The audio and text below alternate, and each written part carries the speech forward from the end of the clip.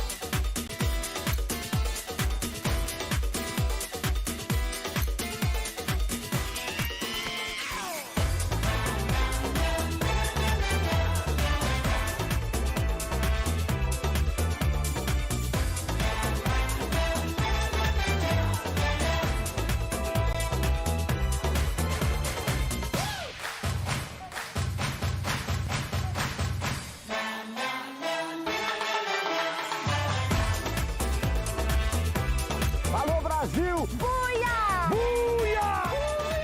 Buia!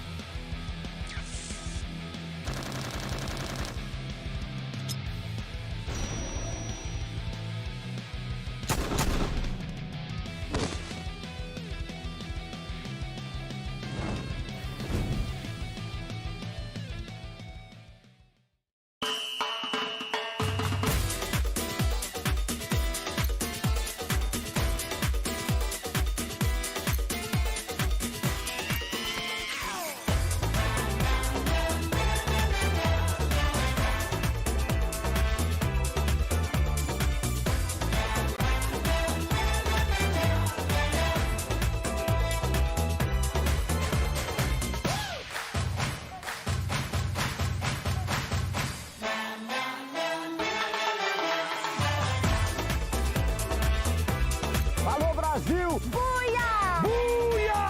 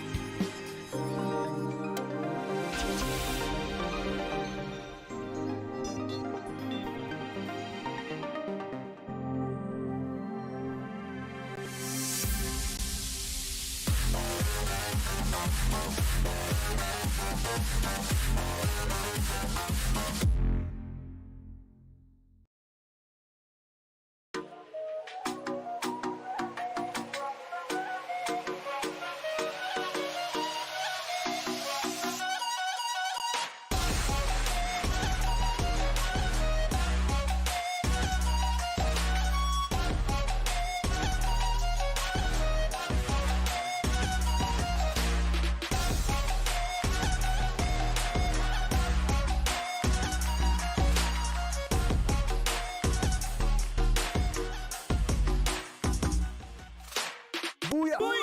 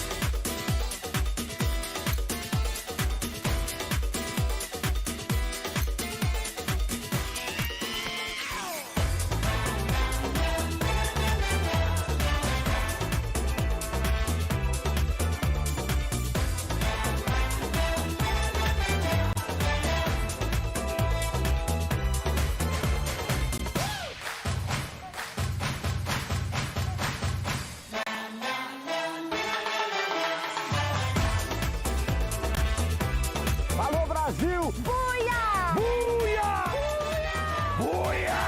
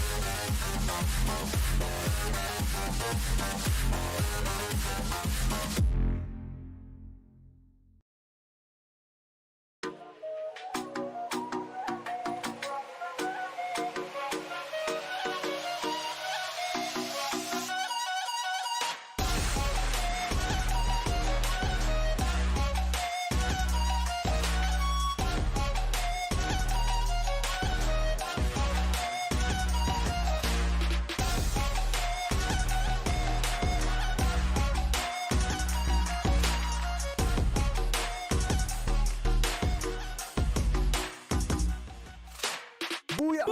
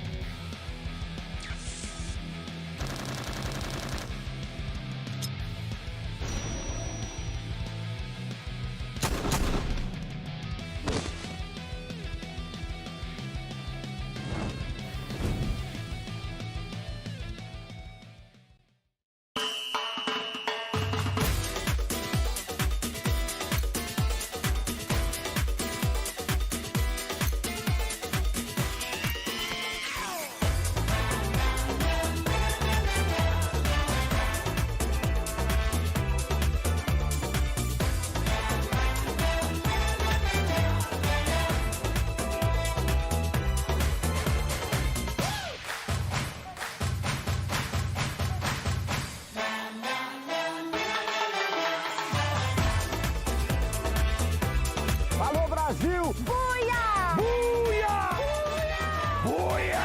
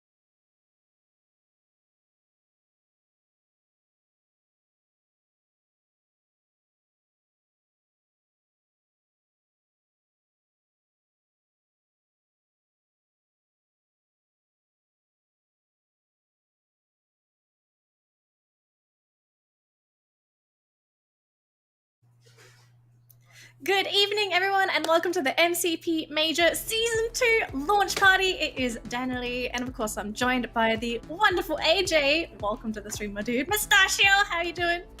I am super duper pumped up, Danny. This is the launch party. MCP Major's just around the corner. We just, came off the FFMC. I mean, for our side, from the Malaysian side. And, that itself has been crazy with so much drama. You missed those part of the action. Hopefully, with the MCP Majors, yeah, we have you back full time now. And I cannot wait to see the action that we have then, right? But for today, we've got the precursor to all of that fun that's coming up in our way.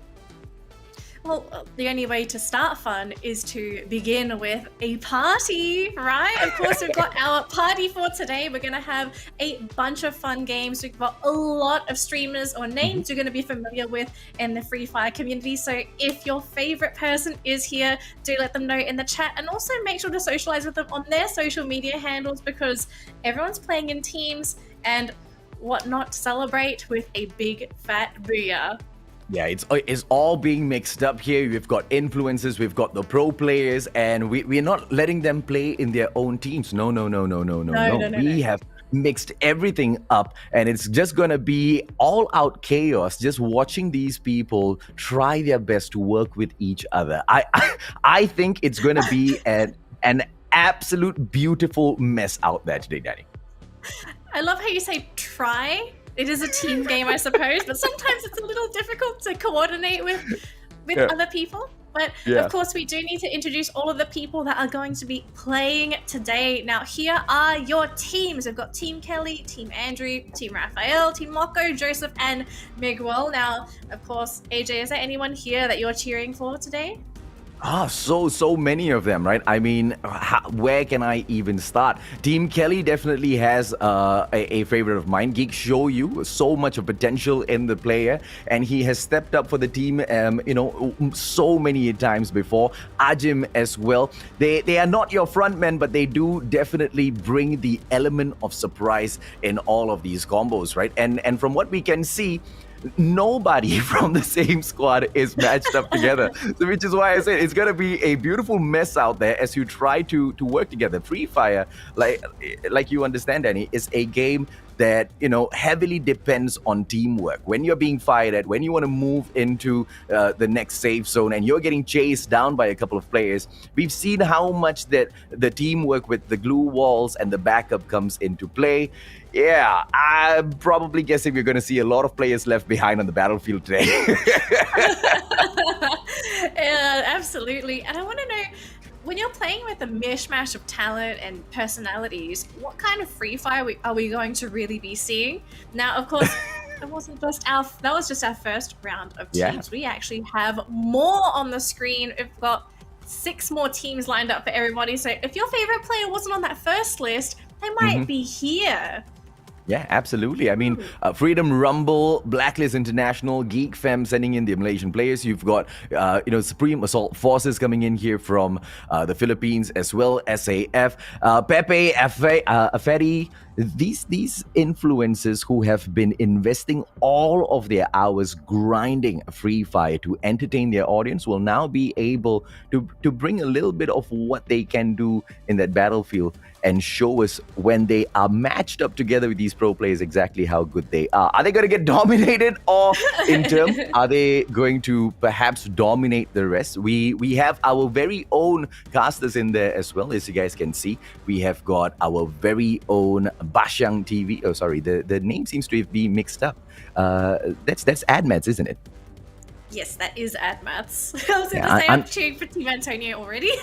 Yeah. Well, I don't know if I'm cheering for Team Antonio to win or to lose, right? Because AdMats, he's been running his mouth. He has been saying that, he's going to go out there and he's going to be sniping everybody's heads off. And I think everyone's going to be gunning for this guy, right? So high probability of him, playing a lot of camping maneuvers in here today just to avoid the other squads. I'll definitely be looking out for it then.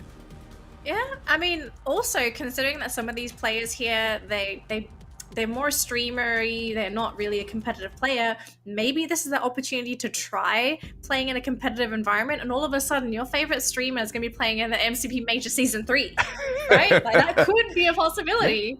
So there is a chance. There most definitely is a chance. I mean, most of the streamers definitely, do consider the pro life or the pro scene at a certain point in their lives, right? I mean, like they say, when you invest 10,000 hours into anything, there's just no way you don't master it. And if you're already going to master mobile games, why not jump into the pro scene and make some money out of it as well? This will be the schedule for the day to see exactly how well they've honed their skills out there with the thousands of hours of streaming. We're going to kick things off with Bermuda, then move on to Kalahari. Purgatory will be match number 3, and then we're going to be ending things off on a high back in Bermuda, Danny. I mean, to be fair, right, you got to end with the vanilla map, the map that everyone was basically born in. We've all played on Bermuda first. But also, you got to get rid of Kalahari, right? I know a lot of people hate Kalahari, so I love it. It'll be pretty interesting. I think it's fun. It's a different map. You've got to play completely differently when you're on Kalahari. I think for me, I'm looking forward to Game 2, Game 1 and 4. I think Game 1 and 4 is going to be the most exciting matches because everyone is confident playing on Bermuda, everyone's going to be playing at their best. I think we're going to see a lot of shenanigans on Kalahari. No doubt. Lots of shenanigans indeed, because half the time they'll be running away, half the time they'll be using the elevations as well as all of the height advantage just purely to hide and not to get engaged in any one of these battles, right? Point system, ladies and gentlemen, boys and girls, from the first spot all the way down to the 12th. You know how we do it in Free Fire. We're not very generous with the placement points, are we, Danny? No, of course not. The whole point of Free Fire is you want to win, right? So of course you got to get the highest placing possible, which if you're going to get first place, you get a whopping 12 points. And then if you get 9 followed by 8, 7, 6, 5, 4, I mean, you guys can count backwards, but 12 points is huge considering that there's a 3-point difference between first and second place. Yeah, and the margin between the points of all of these placements, depending on how you end up within the match itself, it really doesn't put you too far away from each other, which puts so much of emphasis on the kill points. And here's the thing.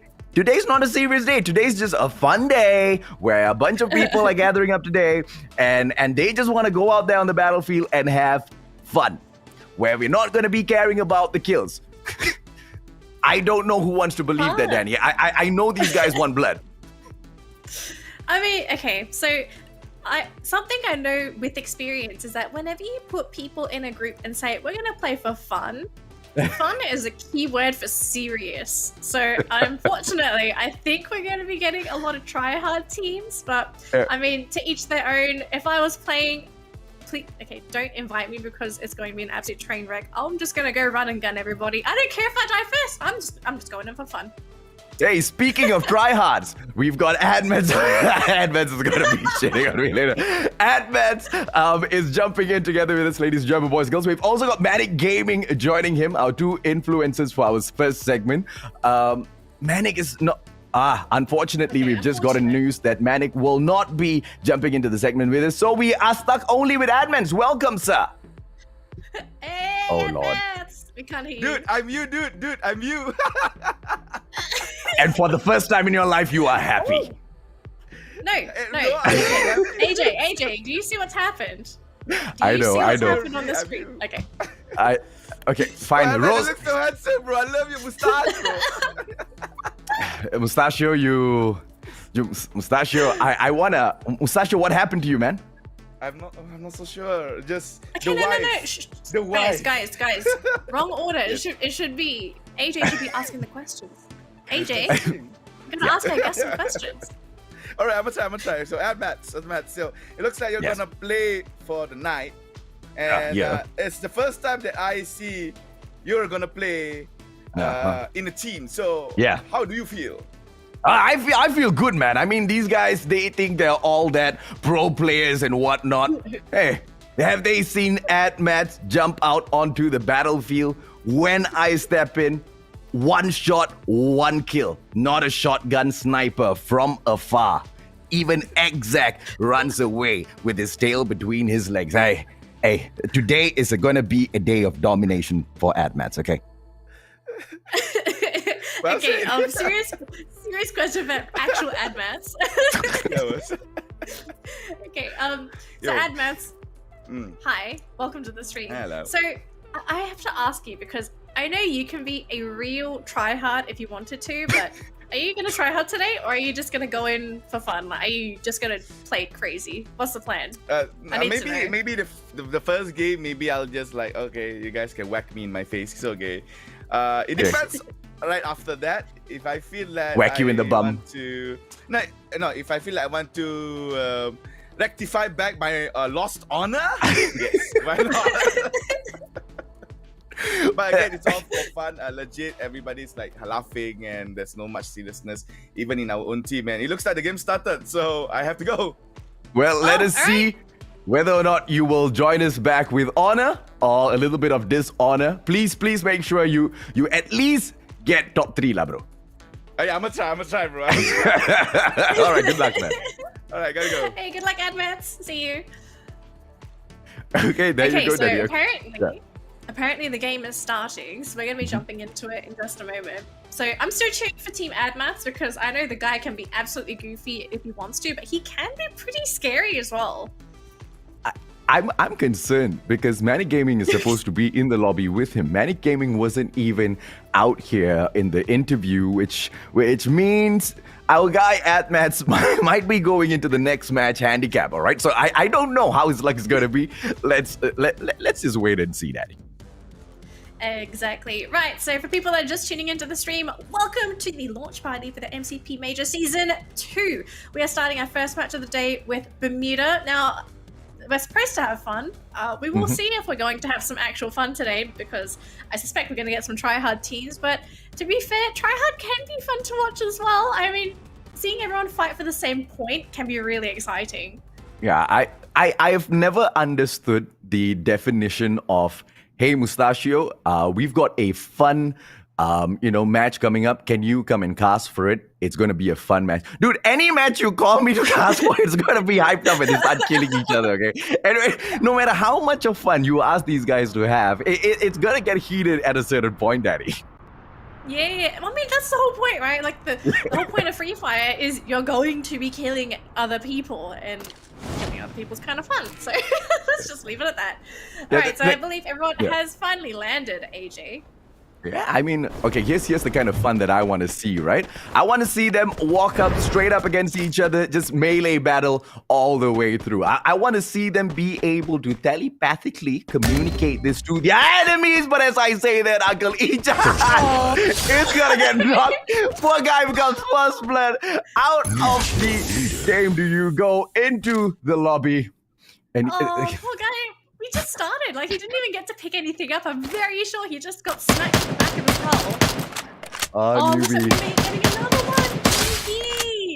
Newbie. Sem9. Oh, and it's Zen that takes him down. This is absolute annihilation. Sem9 on Sem9. Newbie is not going to be too happy about that at all. Zen OP is laughing his head off. We don't get direct comms, but I know that's exactly what's happening here right now. Look, Daddy, once again, I don't know how fun jumps into this whole scenario, okay? The only fun part I hear is sadistic laughter coming from across the hallway as they kill each other. I mean, I can see poor Uncle just like waiting for the next game. Okay, Blacklist International. Vegeta option, but he gets knocked out. Clanks is just way too fast at the UMP. Oh man, Vegeta.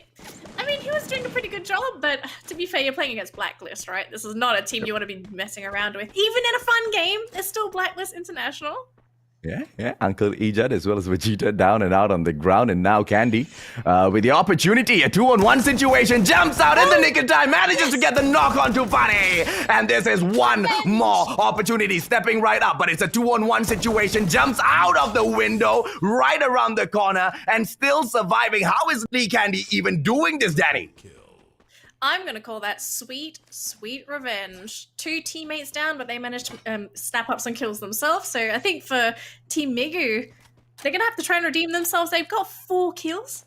It's okay. It's 4 kills, but I mean, you're 2 members down. It's a pretty big deficit this early on. Yeah. I mean, fair enough. Oh, What do we see in here? It looks like we can recall our team members right back into the game, not a competitive mode, which means it is all guns blazing. We are about to have some fun in here, Daddy. Oh, this is actually going to be very exciting. So we've managed, I mean, Migu's got the whole team up. I want to know what's happening with the other squads because it's looking at the map, it's going to be very quiet. You're not going to be seeing too much action unless we go a little further on, but I think for Migu, they're just going to be scouting around. Oh, we've actually got some action. Geek Fam on Geek Fam? Wait, what's up? Hello? And I'm damn sure, right? I'm damn sure.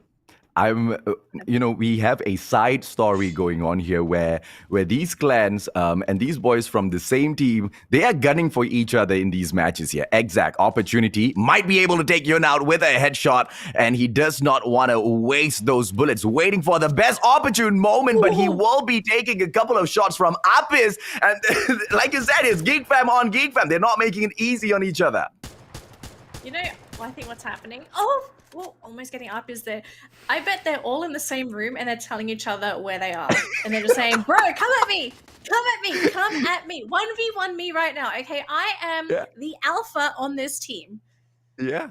And I do not doubt that at all. Like I said, there's definitely a side story going on here where they're just challenging each other. And I think it's absolutely hilarious because someone's about to make a really silly mistake. Now we are jumping over to yet another squad in here. Let's see if or not Shoyu will be able to take McRory out. Time Turner gets pulled out right in the nick of time. And McRory does not go down. Oh man, I don't think it's going to be ending here because there's gunfire going all over the place. Damon's actually going to be trying to find a position to actually get the shots down, but looks like Apex going to go down instead. Oh, look at the drops! So many drops! And you know what? Everyone's going to come back and we're going to get some more. Oh yeah. Oh, yeah, man. We're definitely going to get some more. And I cannot believe Admats actually shot and killed Shoyu. Not bad, Admats. Not bad at all. I mean, the guy's getting some solid kills in here, Danny. Look, I told you. It's one of two things is going to happen. He said on stream he's going to just go for fun, he says. Just play for fun. He's actually tryharding. I'm telling you right now, okay? I do not have any doubts on that whatsoever. A man, Admats, he's got a lot to prove out there. Exact, trying to go in with the exact same mentality as well to get a couple of slices. They want to have fun. They know they can go in, knock down as many players as they want, but make sure they just don't have to, rule out the whole squad too early. They'll get a little bit more serious as the zone closes in. Yeah, of course. I mean, everyone is a little bit spread out now, so we're not going to be seeing any teams clash unless they dropped in the same location. But seems for now we're just taking a look at Ashid's team. They've only sitting on 1 kill so far from Zach. They're going to be relocating to collect some more loot, grab some more items, because we all know the more decked out you are, the more crazy this is going to get, okay? This is just everyone playing with their starting items. We're not looking at a full kit from all of our teams yet. I'm waiting for those grenades to fly. I'm waiting for the grenades. I want to know who's going to pick up the grenade launcher, because there's always that one person that picks up the grenade launcher, and it's my favorite weapon. Yeah. Let's see if or not we do get a couple of payloads being dropped in here by these squads. But, very, very dry for the time being. All of the action that we perhaps could have asked for has kicked off and has ended in a timely fashion. And now it's just you mean on the other side of the map? We're chilling in Sentosa. Yeah, we're just chilling in Sentosa. Not much happening here. I think Manflank might be tabbed out. There we go. Gonna switch over to a different team. Team Laura in here with 1 player down. Let's see if or not they can bring him right back in here. With 0 kills so far, they most definitely will be hunting for a few in just a bit. One great thing about Bermuda, you can use those zip lines to get across, but it turns to be a little risky as well if you get caught out by a couple of these sharpshooters. Yeah, especially if there's some people that can really aim when you're using that zip line. So it's a little scary, but I think considering this is just the first round, I'd take the risk. I'll just be like, let's just use the zip line. If I die, GG. I still got 3 more games. Bobbit's just hanging back, allowing Cobbs as well as Papo to go up front first, take one for the team. If you guys die, don't worry, I'll bring you guys right back, he says. It would be very Cobbs nice as well as during Papo these. not taking any of that. They're like, nope, you gotta follow us first. I would love it if there was this some elevator music. Oh, do you see what I see, AJ? I saw some bodies.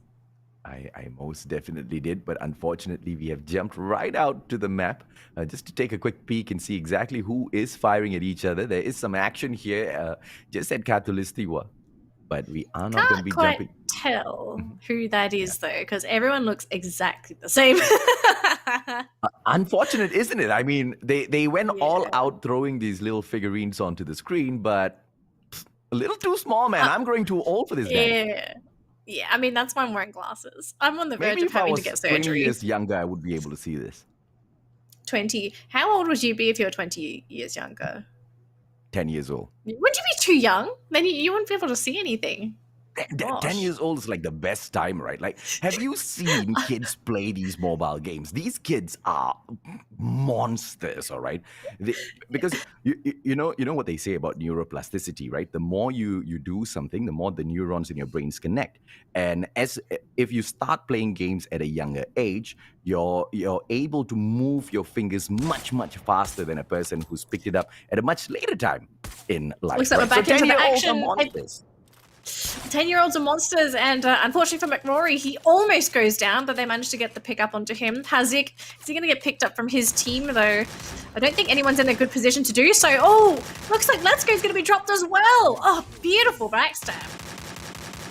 Let's see exactly what he has at Mets. Firing off from the other end. It's going to be Amy as well as KHDG. 999. And I don't think PK wants a little bit more of that, but he doesn't have a choice. Pulls out the time turner just in the nick of time.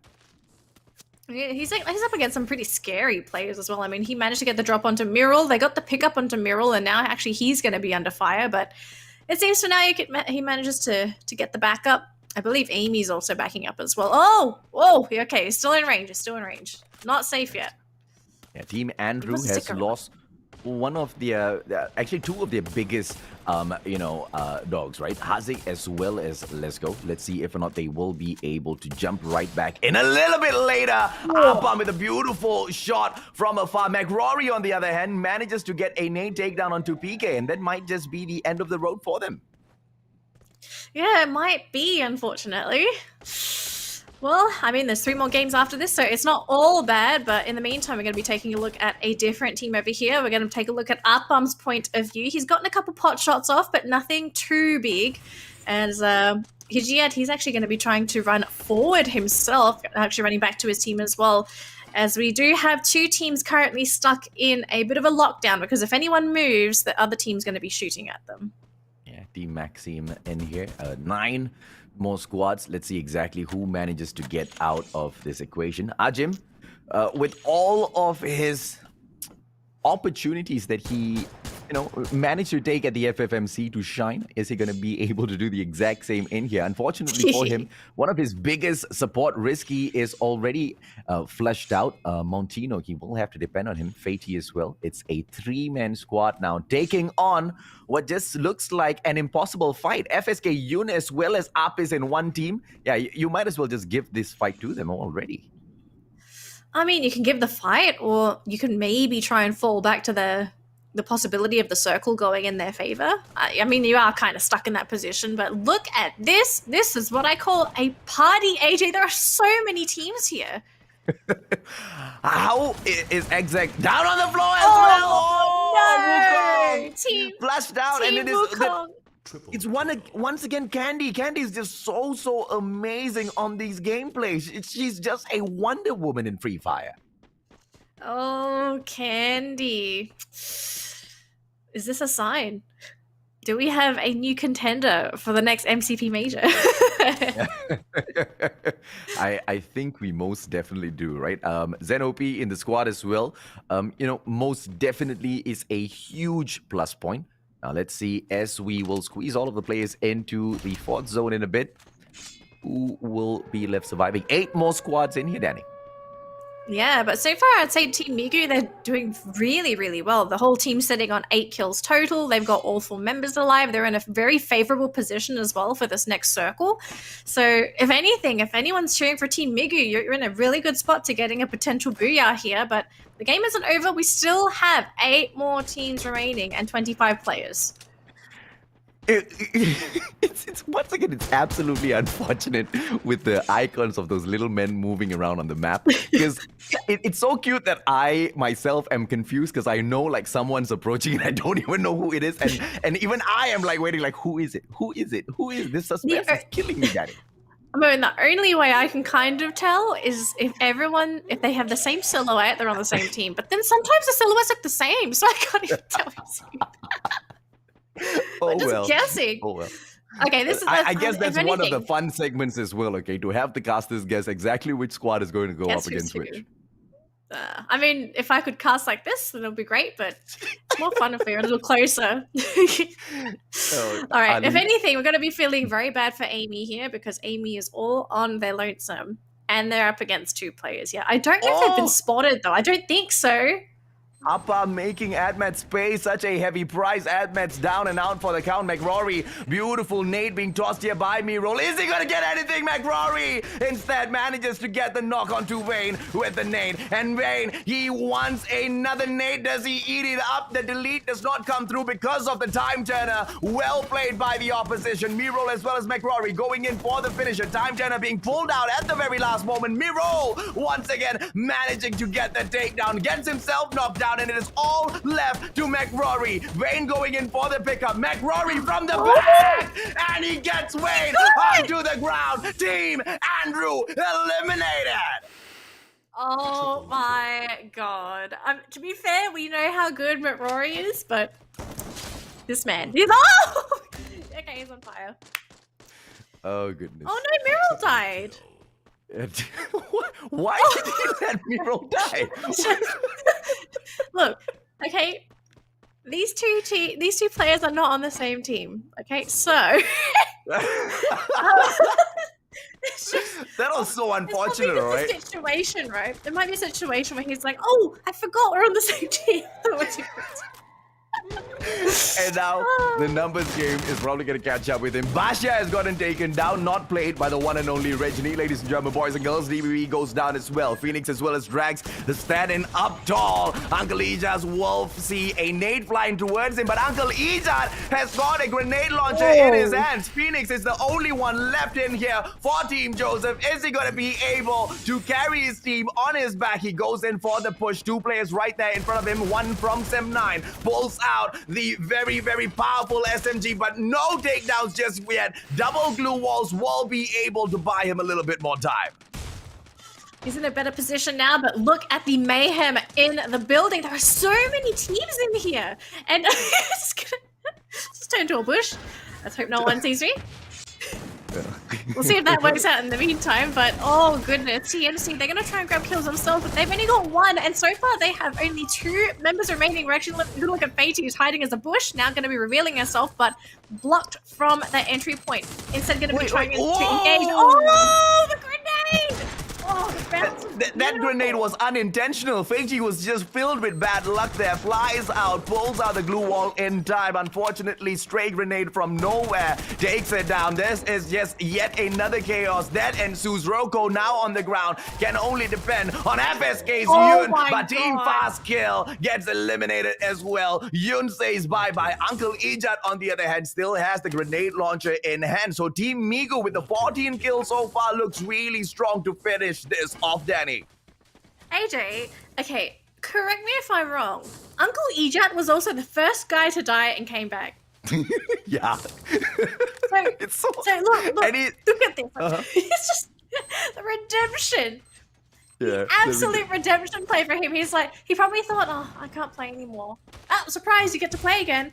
All of a sudden, this guy is dominating during the last round. Ooh, absolutely, man. Maxim taking out Hajiyat, one of our casters, unfortunately not really fortunate as he tries to close the gap between himself as well as the opponent's Candy. Oh, sweet, sweet Candy. This lady is unbelievable in Free Fire. The skill is just way too good. And now she's going to be trying to snipe all of these other players out of the equation. Brings out the sniper, gets that shot. Time Turner is going to be saving her opponent, but not against that CQC. Candy just steps in and gets the job done. And I think we're going to be heading in towards that final round. Here we go. We've actually got our first video of the day. It is going to be, of course, I have to say it, Team Uncle Ejak. He died first. He got his second chance. And look where they are. They got the booyah. What? What a finisher. I'm in love. I am absolutely in love with Candy's gameplay. She is an absolute monster from the start all the way down to the end. The tenacity from this girl, unbelievable, Danny. Okay, you say Team Candy. I'm saying Team Ejak right now, okay? The guy died first. He was the first one down. And he redeemed himself. I have to give him credit. MVP for me. I mean, Candy, you did great too. But still Team Uncle Ejak. Yeah. Okay. The good thing here is all of them are from the exact same team. So that in itself is perfection for me already. I cannot wait to see them back in action a little bit later. But, you know, as for the other teams, as for our very, very favorite AdMats, I want to say I expected more out of him, but instead I was quite impressed by his performance. Yeah. I'm not sure if you mean what you say. I'm not sure if I don't sense the realness of that statement, okay? I sense a lot of sarcasm. No, I was genuinely impressed. Hey, he took down Shoyu. He was whooping butt, all right. He got a couple of kills. At the end, they were even going in for the chase. I forgot what's the name of that player, but they were doing quite well until he got taken out towards, I believe, the 5th zone. So, you know, the guy lasted for quite a while, but didn't get the top 3 though. Look, we can ask AdMats right now because we're going to welcome him back to the stream. And I have to ask him the big question. AdMats, okay? AdMats. Dude, we got top 3, bro. Hey, you did that? AdMats. We were number 2. Bro, how did you get that lucky? Luck.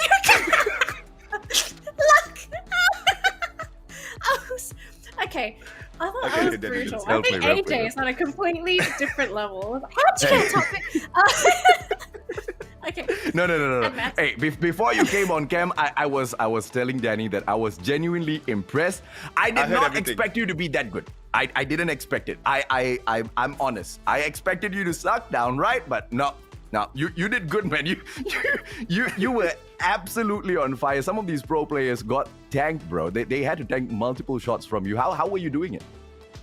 Dude, I was panicking actually. Honestly, Sling, I was panicking because usually when I play sniper, I play a sniper in that team, and usually when I play sniper, I would bring double snipes. So it's more fluid for you to swap your snipers amongst each other rather than swapping your sniper with another weapon. So I was using a MA2B together with a FAMAS. It's the most awkward combo you will ever get. So I was like panicking. It was like, okay, one shot hit, but the moment my FAMAS came out, I was like, oh dang. How do I hit? Well, we are looking forward to more of that action, but for now, we have got something even more special than your face, AdMats. Okay, sure. What is it? You don't know, dude? I know you know, man. We've got our iconic monument. Danley, walk us through it. Iconic monument. Let's go.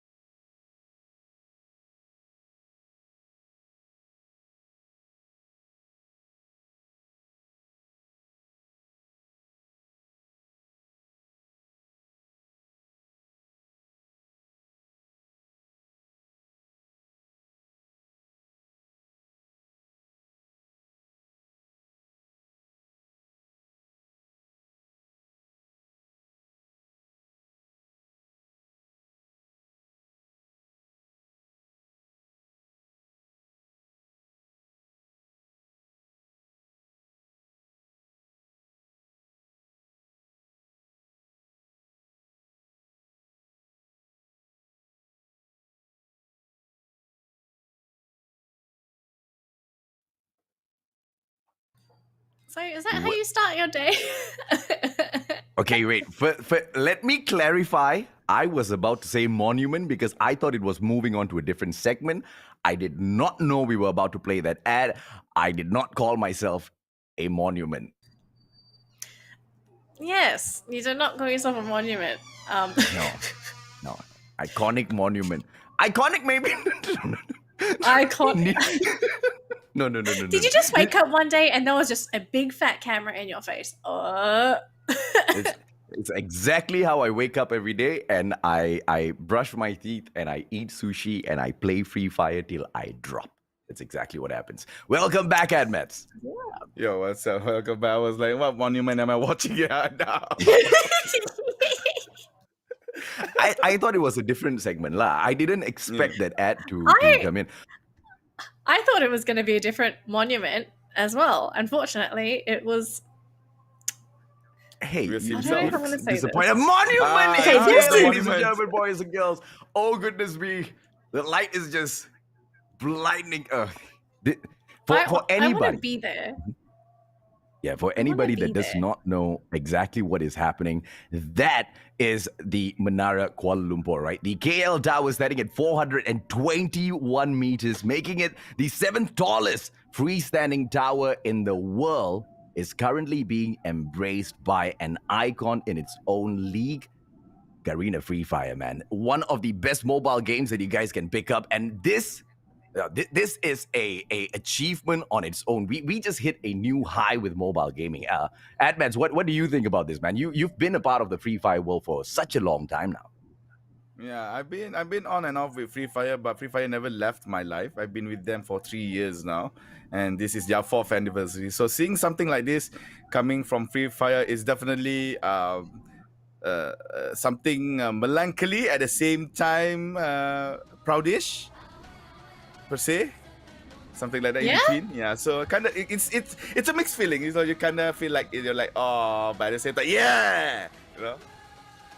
Well, of course, we do need to be excited because the party is not just the reason why we have the monument, okay? The other reason is that we are going to be celebrating the fact that we are going to be jumping into season 2 of the MCP Major, right? That's why we're all here, to celebrate the fact that we're going to be jumping into some really hot games this season. And if you can see on the left of your screen, folks, we do have 6 of our invited teams. We got Blacklist International, Freedom Rumble, Geek Fam, SEM9, Supreme Assault Forces, and Team Fast Kill. Of course, we do have extra slots as well, but this is just the 6 teams that we know are definitely participating this season. Yeah. Actually, Admas, I want to ask you, because you're if anything, I consider you the Einstein of Free Fire. Thank you. Out of the 6 teams, that have been invited, who do you think is going to be who's going to be the target team that everyone's gunning down? Okay, for the overall view, it's going to be Geek Fam, because I believe that being the contender for the next champion for MCP gives a lot of hype to the other teams to actually try to challenge them, because they won the season 1 MCP. So definitely a lot of teams will try to drop Geek Fam down. However, there is also some some heat is coming in to Supreme Assault Forces, actually.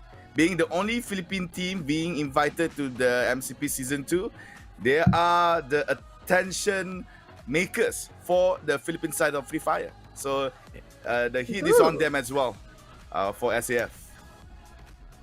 All right, thanks, Admas. Well, at least we know going into this season, it's going to be Geek Fam all the way. They are supposedly going to be the forerunners, but who knows, right? We can always expect some kind of wackiness to happen, or a team to sort of evolve and grow and become the new champions. But thanks for that, Admats. We're going to be saying goodbye to you. Of course, you're going to be still playing. I'm rooting for you. Good luck, dude, for the next round in Kalahari. All right, thank you.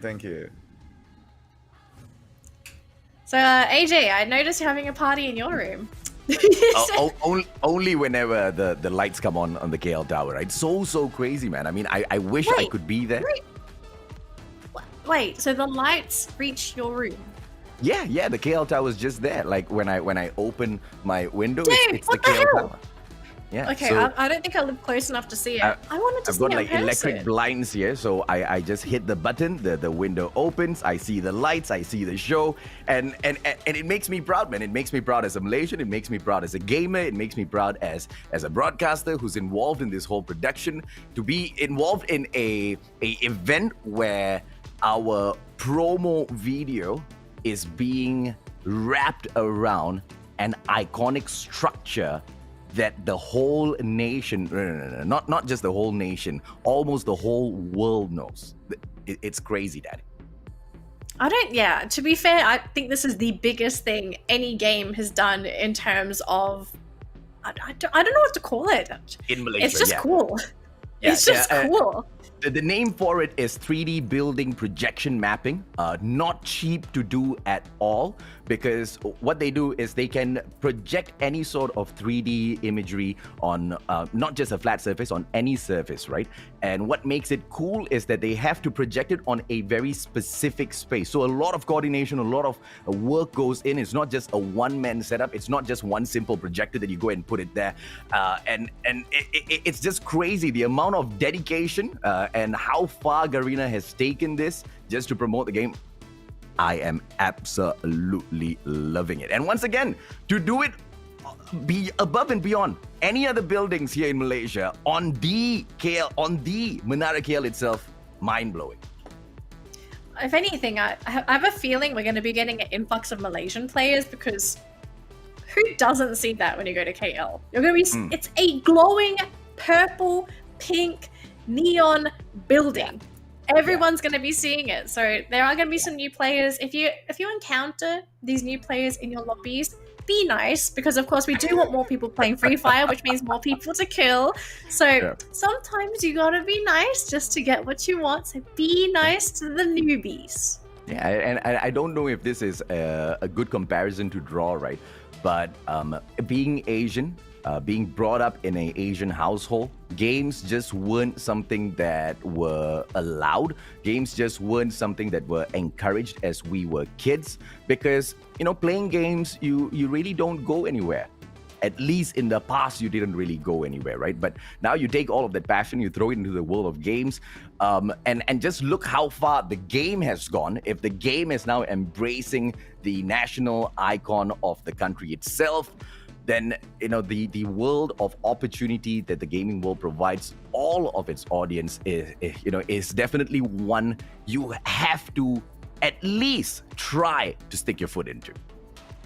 I mean, everyone has to try, but it feels so nice to come away from that. Let's face it, okay? Anyone out there that's as old as AJ and I, we came from a generation or a time where gaming wasn't cool.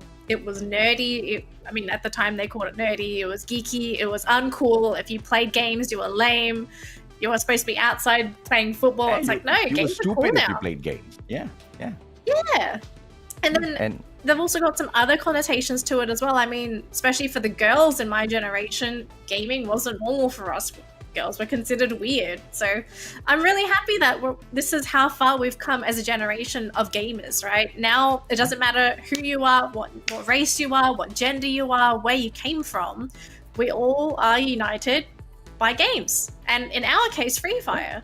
Yeah, and the level of entry into the pro scene, into the world of esports from just games, has drastically, just been dropped, right? It's non-existent right now. In the past, if you wanted to be a part of the world of esports, you need to have a console, you need to have a PC, and it's not just going to be some cheap PC. It needs to be a gaming PC, right? Just a mobile phone, Danny. Sorry, I happened to miss what production was saying. Danny, can you?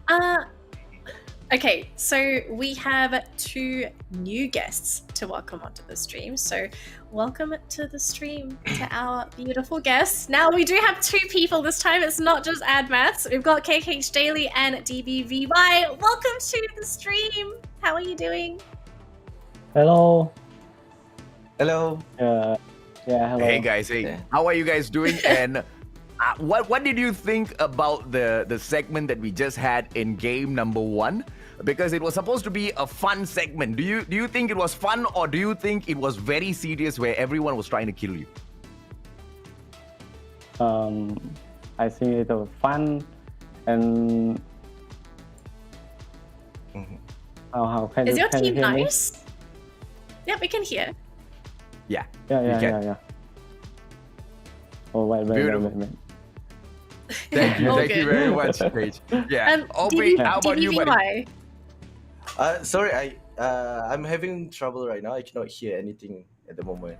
Oh no. Okay. No. Can you hear me now, bro?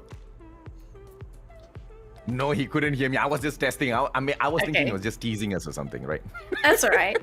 KH, I wanted to ask you, what did you think of the Free Fire Tower? Did you get to see it?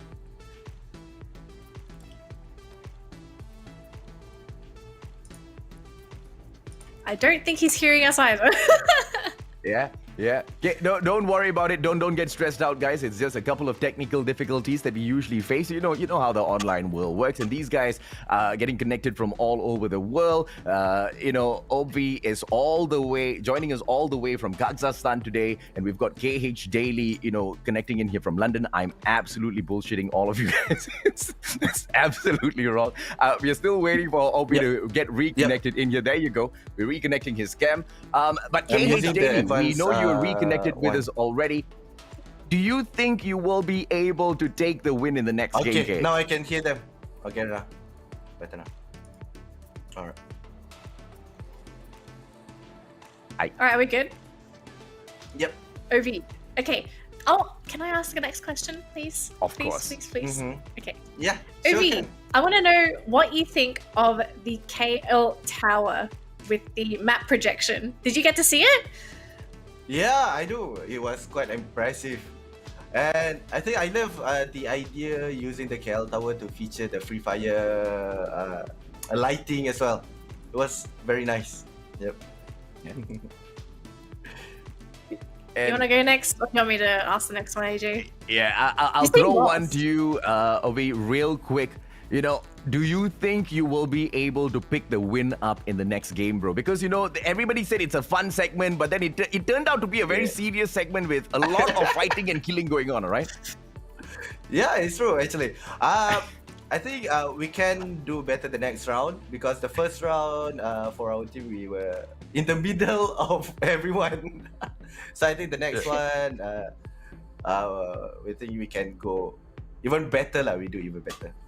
Cool, very Okay. cool. Good luck with Ovi, it. I think I'll ask the last question. So, how is your team communicating? Are you using voice comms or are you just going in blind as a team? We are using the invoice game. So it was everyone was quite serious, I might say. Everyone was like, "Oh, there's an enemy there." okay. I was hoping it'd be more lighthearted, like someone in the team just telling jokes and then someone dies because they weren't paying attention. I'm kidding. Obi. This is not a question, but can you do me a favor, bro? I will be watching you. Can you get me one melee kill? You tell your whole team, bro, just one melee kill from any one of you. Can you do me that favor, bro? One melee kill, huh? One. Yeah. Satu je, bro. What? Satu je. Okay. We'll try. I will I'll tell be my looking team out to for it, do man. one for you. I'll be Yeah. Good looking watch out him for now. it. Thank you so All right, much thank for you, your time. Ovi. Hey, good luck, buddy. All right. Thank you. Okay, now all of a sudden we're just going to be watching Ovi all round. And I this is what I'm looking forward to. I mean, fun segment means really, really fun. I mean, I want to see them whack each other with a frying pan. I want to see them, just go at it with a couple of grenades. Just no guns whatsoever. Unfortunately, because we can't make the rules, okay? We don't get to choose if we get fun or not fun, okay? So, I mean, Ovi said it right. His team is serious in the voice comms. Like, they're not. I'm not expecting everyone to sit around a campfire and start singing campfire songs, but I was hoping, we get a little bit more funness, I suppose, but it's to be expected. Always seems We're like playing enemy strangers. 2 o'clock, shoot. Enemy 3 o'clock, grenade now. Oh gosh. I guess it's okay. We'll try to twist the narrative in a way where it's a little bit more fun to watch. Okay, guys? Even though they are taking the fights as serious as possible, we will try to derive each and every single comical element out of it and present it to you in the best way possible. I have doubts, but okay. But we will try. Confidence, Nanny!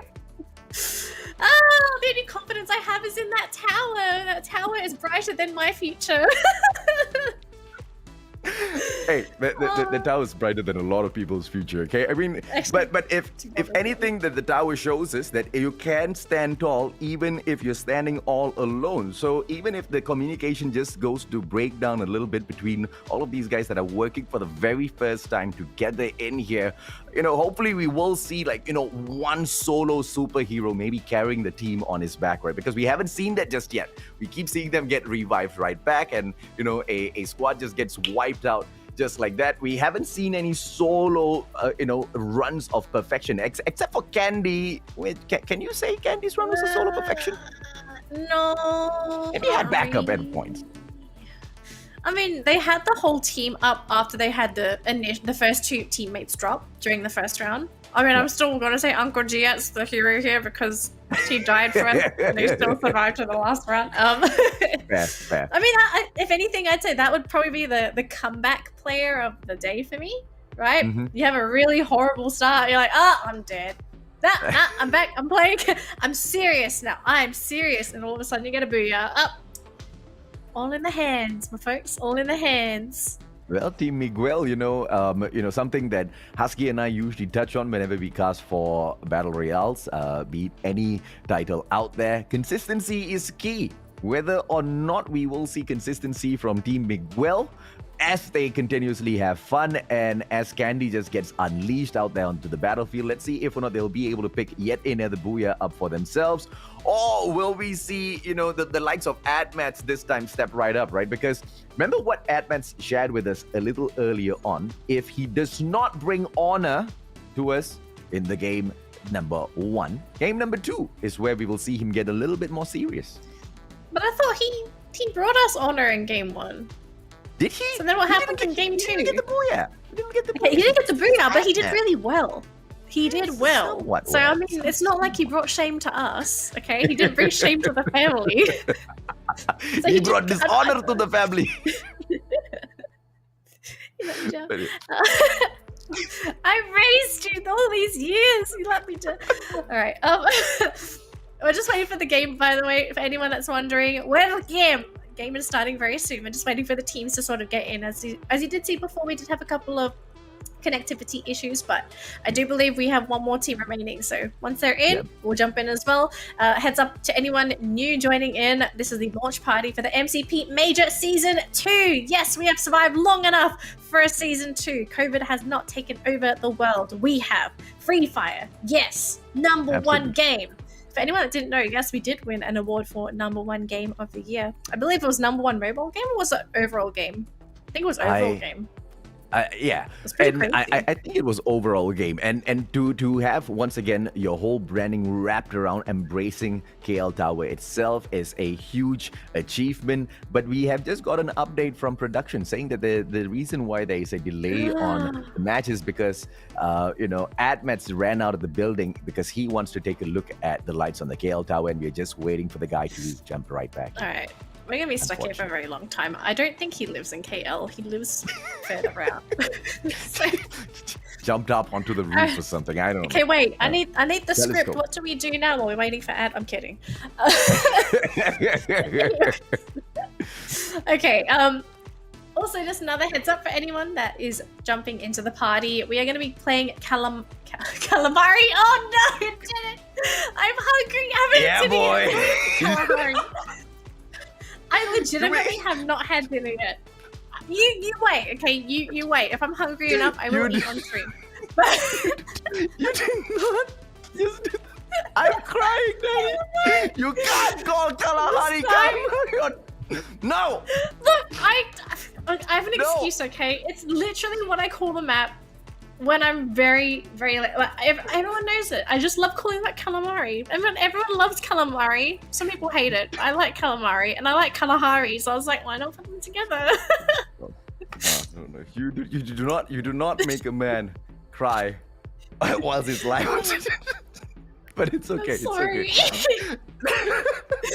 Oh gosh. The only reason why the joke hits very, very strong home is because that's exactly the conversation I was having with my fiance.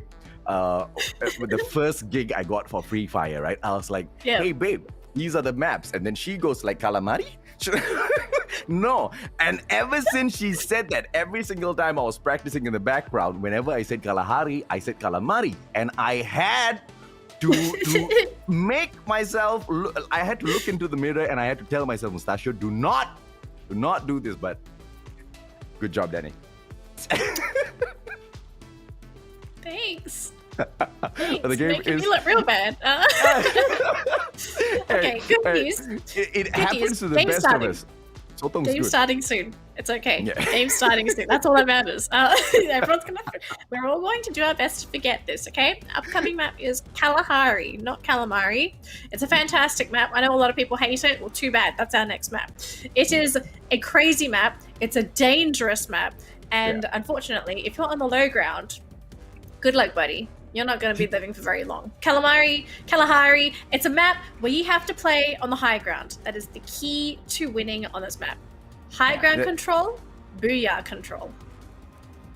The high ground control also comes in with one more thing that they have to be really careful with, because Kalahari is really well known for accidental suicides as well. We see many a times where these players just, unfortunately, for some reason, at the early stages of the game, fall and get knocked down by their own doings. But of course, as we see the flight path here, ladies and gentlemen, boys and girls, that's been going to be cutting through Stone Ridge all the way down to Old Hampton, we will have zero clue as to where most of the squads are flying to. Okay, that helps. Thank There you, you go. Observer. You can tell.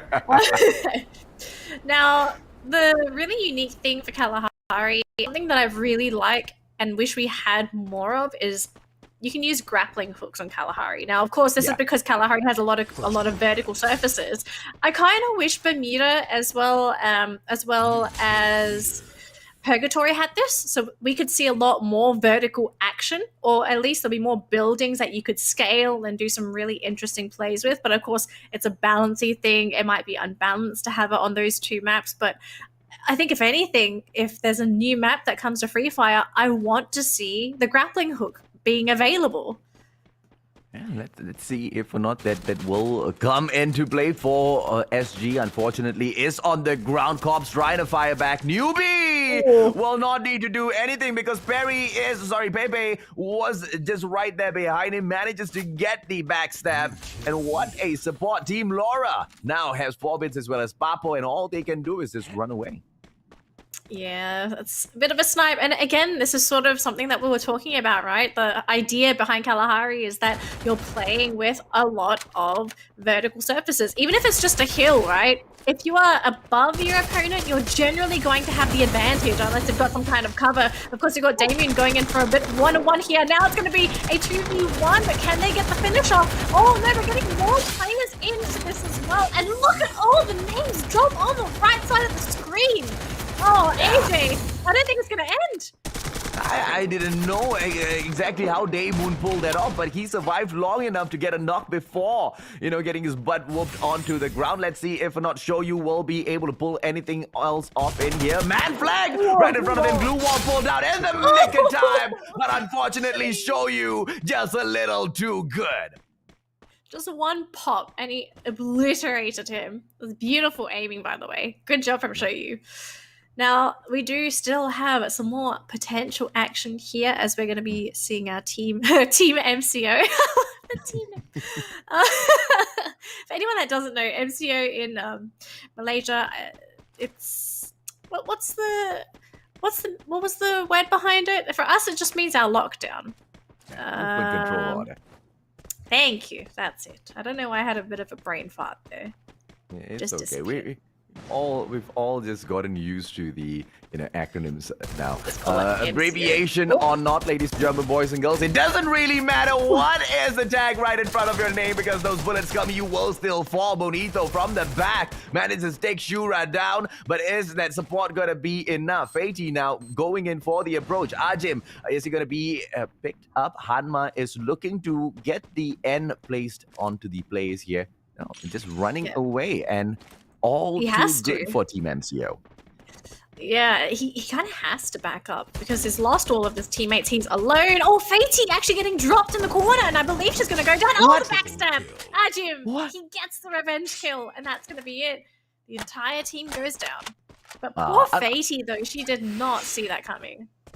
Unfortunate, but really, really well played by our opponent, right? Goes in for the immediate flank, tricking them, making them think that he's run far, far away, managing to get that one shot down. But I guess Fatey will feel that that's well worth the effort. She will be brought back into the game, but now we'll jump on over to Team Andrew, who's trying to get a couple of kills for themselves. Yeah, they're trying to grab the kills. Unfortunately for Let's Go, he wasn't able to get anyone picked off. He did a little bit of damage in the meantime, but of course we're going to be taking a look at KHD's point of view. He wasn't able to take out Hidiyat.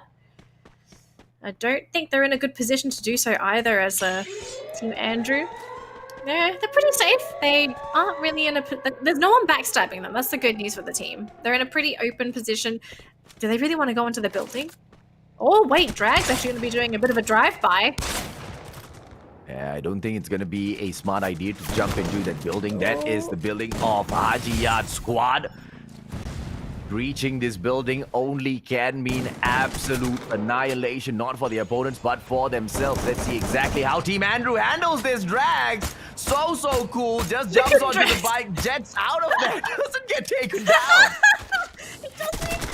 He didn't even get off his bike to hit anybody. He's just driving around for fun. See? Drags knows how to have fun. Everyone else is just try-harding it. It's fun. It's fine. Kills are fun. Looks like Let's Go's going to go down. He's going to have to watch the rest of the game as Hajiyat gets that kill. Can he get one more, though? He's going to try and go for it. KH, can he get the 1v1? Backup's coming in. And Hajiyat, he's almost alone. His teammate is on the low ground. Up able to provide that backup that he needs. Can they get the pick off and finish this off? I think that's going to be it. Nope. Still a little bit more. They want to finish this off. Can they get an AJ? It's 2v2.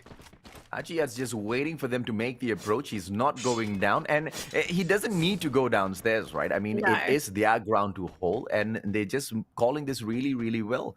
And if they get a little careless, get a little carried away, that might just spell the end for them. But Hajiyat's just a little too experienced for this. I mean, this guy is a shoutcaster. He's probably seen every single trick in the book. You cannot trick him out of his defensive position.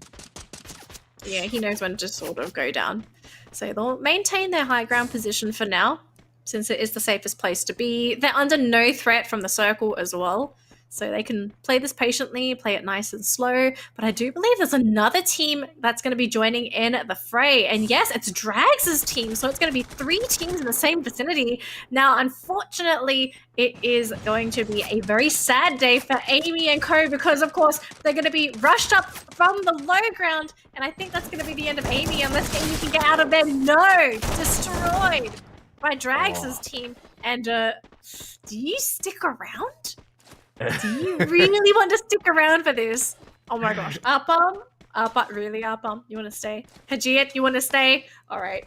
I'm keen. What's going to happen? Can they get this? Can they kill all 4 of them? I don't think so, right? And here's the problem. They can't run away that far because they might get caught out in the open. So they want to play the game of wait and see. They want to see if or not Team Joseph knows of their position. No. Okay, I don't think they do.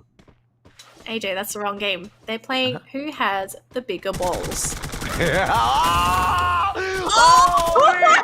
had the balls, but Apam had the bullets, yo! Double vector straight to the face, and now Drax going in here for the backup. Hajiyat immediately goes upstairs. No nades to go in for the toss, so Basha is going to be wondering exactly how do they breach the gap here. Obi had the guts, but just didn't have the skill. No, this was Ovi! I think he was trying to get the melee kill. Oh, AJ! I caused Obi. You killed Ovi. I killed him. You killed him. I killed How dare you? I, Oh my god, Ovi. I'm so sorry, Ovi. we I have- feel so We have bad to right ask now. him. See, I told you we'll bring the comedy out. It's Oh, God bless your soul, Oh. Ovi. Let's see if or not Team Ovi manages to do this. I mean, clearly Drax does not want to play the melee kill game. Daymoon jumping in, Time Turner pulled out in the nick of time, and they will be able to take Apis out of the equation. Geek Fam, still not having any fun in here. FFMC was an unfortunate scene for them. Let's hope the MCP Major Season 2 is a little bit of a different show. Yeah. Now we're going to be taking a look at Team Kelly, and Kelly's team is doing so well. Of course, we all love Kelly. She is the icon for Free Fire. 5 kills on Team Kelly. Could we say Team Kelly has the best players? You would think that the icon of Free Fire would have the best players on the team. Unfortunately, I will not say they don't have the best players, but neither will I say they have the best players. How about that, Daddy? Okay. Acceptable. We've got to fight though.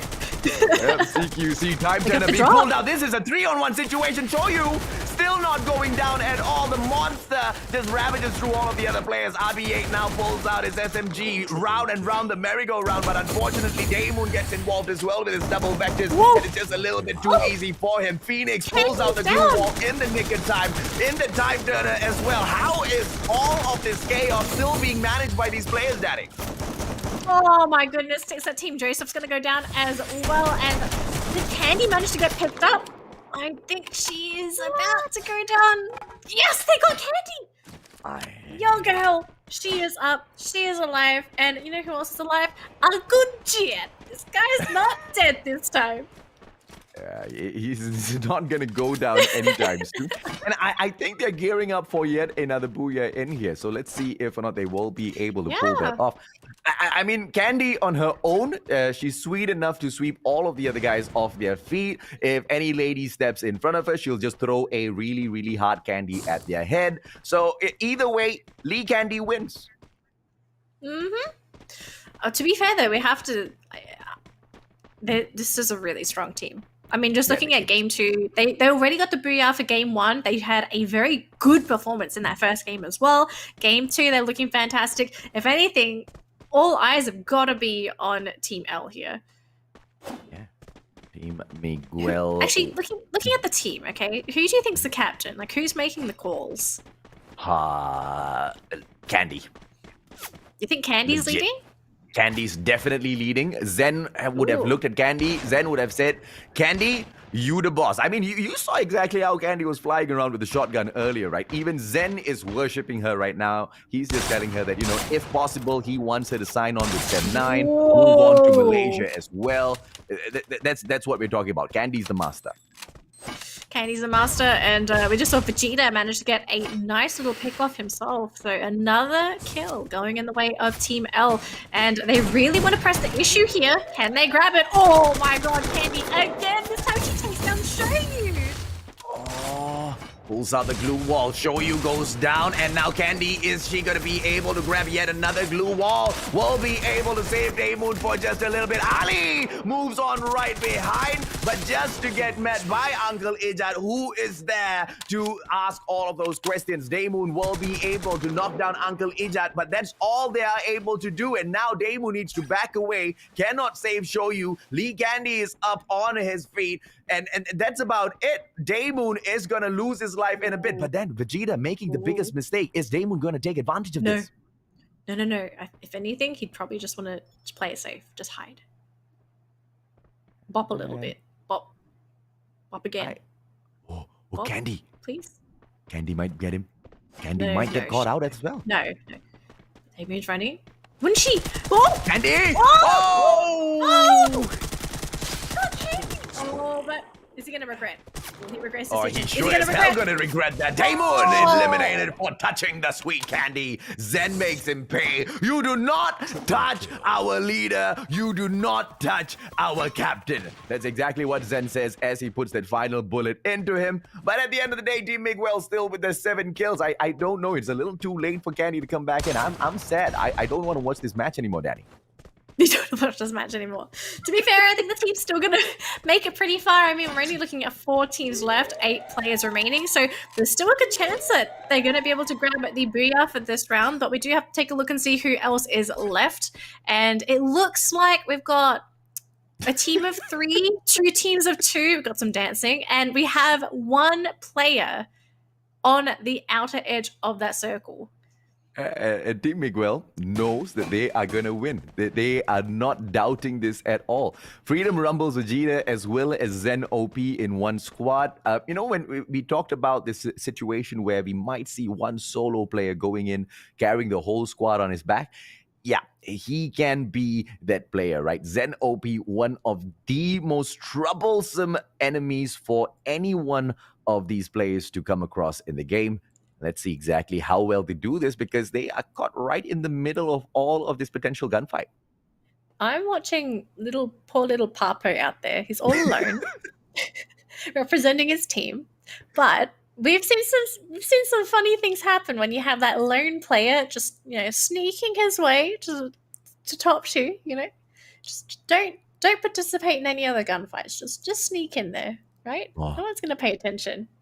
Zen pulls out the nade. Oh, And Newbie pulls out the nade as well. Ajim goes down. Zen was so good with his nades. And he might not be able to get the kill. Newbie steals it away from him. Zen is not going to be happy at all. Now Zen, double vector in hand, cannot go into that window. And he's just going to be a sitting duck right outside. Oh, God. Hopefully God blesses his soul and doesn't get him taken out of this match a little bit too early. They are still standing up tall. Montino right behind, available for the backstab, Danny. Everyone's busy fighting. Papo though, Papo, can he find that opening to get into a safe zone? No, they know where he is. No, leave Papo alone. He's all alone. You don't bully that lone dancer. Papo! No, leave him alone.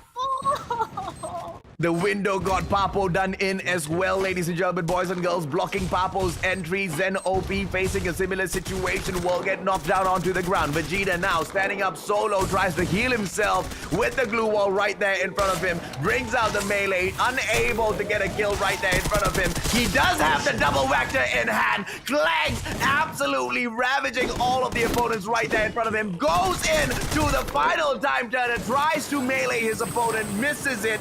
And plays cheat at the very end. That's just not fair, Danny. Is it not fair?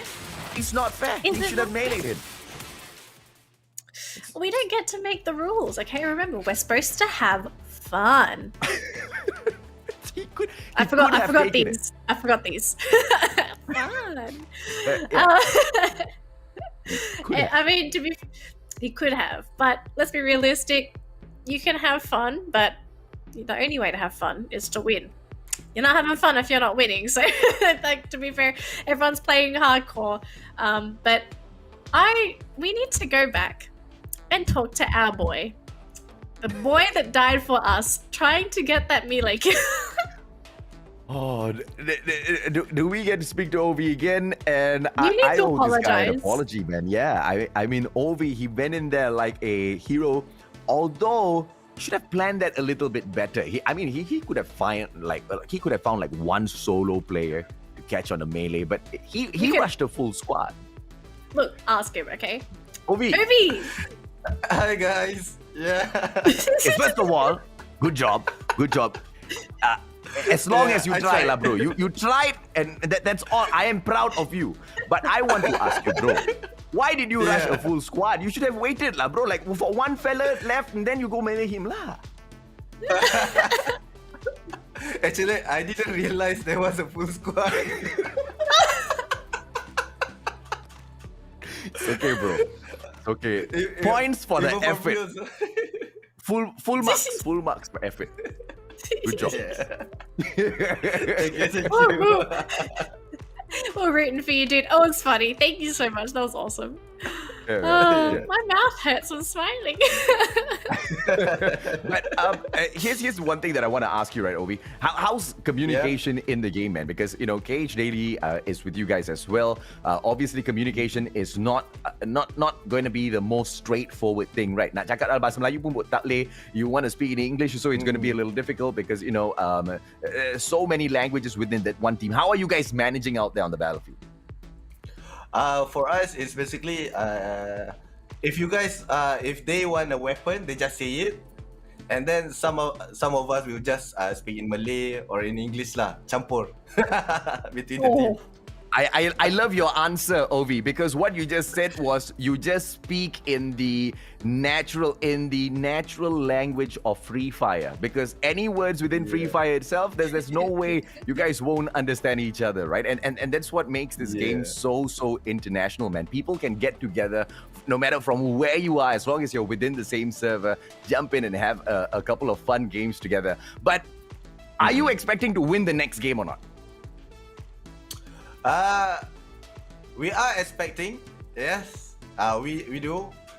Except if let's say there's no more jump scare lah. No more melee kills. No more melee kills. Like, wait, someone. Fair enough. Daddy, do you have any questions for Obi? No, I'm gonna let Ovi go because I'm very sure he's already had a heart attack today. We don't need to probe him anymore. Yeah. All right. So our next map for today is going to be Purgatory. Now, Ovi, I think between Purgatory and Kalahari, which map do you actually like to play on more? For me personally, it would be Purgatory. For Kalahari, Also, more Purgatory. Yeah, because for Kalahari is too big, and the location for you to collect the weapon is only a few location lah. There are not much, and usually each place that you take will always have enemy one. Okay. And you feel Purgatory is a little bit different. You don't encounter situations like that. So usually when you pick Purgatory to go in for the drop, do you usually go in for that one set drop zone, or it depends on the flight path? Depend on the flight path, but mostly on crossroad lah. Yeah, fair enough. And most people they learn. And yeah, man. And once again, man, I mean, we just get to have this opportunity to be in awe of an achievement in the mobile gaming scene, an achievement in the gaming, in the streaming world, an achievement within Malaysia, a Asian country. At my years, we were so much against gaming, and look at where the world of games is here today, man. Yeah, true. It's very impressive right now. I mean, the rain makes it look really cool. Yeah, sorry. What was that, Danny? I was just saying the rain makes it look really awesome, right? It's like, at parties, you have the raining confetti and glitter and everything. Yeah. We get actual rain.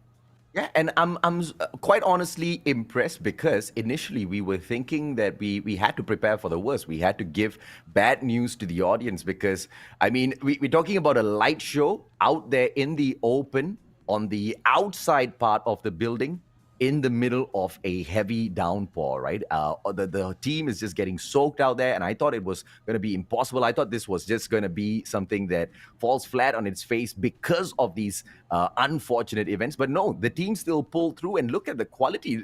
They're not phased about the rain at all. In fact, the rain makes it look even more amazing. Now, speaking of the tower, we can stare at it in its beautifulness. Now, of course, we did see on the screen to the left just now the maps that's going to be used for the MCP Major. I'm not sure if we're going to be able to flash those again. Can we flash them again, please? I think we can't. Yeah, all right, I do believe the maps are going to come back. Yeah. Right. But Ovi, I wanted to ask you actually, for the MCP Majors, who are you going to be cheering for? For MCP Majors, for me, it would be Geek Fam. Geek Fam? Yeah. Even Because after for Geek Fam did not reach to the top, even after Sem9 and Auto Knockout showed what absolute beasts they are. So why Geek Fam? Because for me, for sure they will improve a lot since the previous game. Even in the FFMC, they already know what their mistake is, and they will try their best for it. Fair enough. Fair enough. Yeah. Now we do have the maps on the screen, by the way. So we're going to be starting off the first day with Bermuda and Kalahari as our first two maps. Now I know you're not a big fan of Kalahari. I'm very sure you love Bermuda, but when you see this as a player, how would you change your play style when you're playing Bermuda then Kalahari? As a player for Bermuda, is basically is a fast pace. You need to get ready to meet the other party in the map. But for Kalahari, if let's say you got a good spot, then you can take your time rather than rushing in. Don't follow my example just now, lah. Don't play like Ovi. Don't play like Obi looking for a melee kill. We need to be specific with that. I mean, Yeah. in the Yeah. usual case, Obi would have been able to take that fight. Unfortunate circumstances. Yeah. Yeah. In your opinion, Obi, who's the underdog team in the MCP majors that we need to look out for? Who's that one team that other people are not pegging to be winners, but will be definitely taking a lot of screen time in terms of highlights? I think for the Malaysian viewers would be the SAF. Because to the Malaysian, they haven't noticed SAF yet, but they have won the FFPO, right? Yeah. So yeah. the chances are they might be the underdog for this time. Yeah, fair enough, man. I mean, winning the FFPO itself, it would make me think that they are definitely one of the big dogs who will be at the top. But you may as well be right, man, because the Malaysian giants make it look like it's going to be a little bit tough to climb up the ladder. So the MCP Majors is going to be a heated event. I'm sorry, guys. Every single time the light just flashes on, I forgot I didn't open up the blinds just yet. Give me a second. Where is my remote? There you go. There you go. The KL Tower is bright today.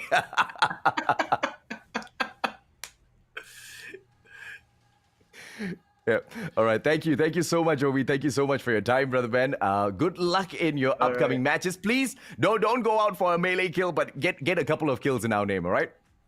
Yeah, for sure. Cheers. Have fun, man. Thank you, guys. There you go.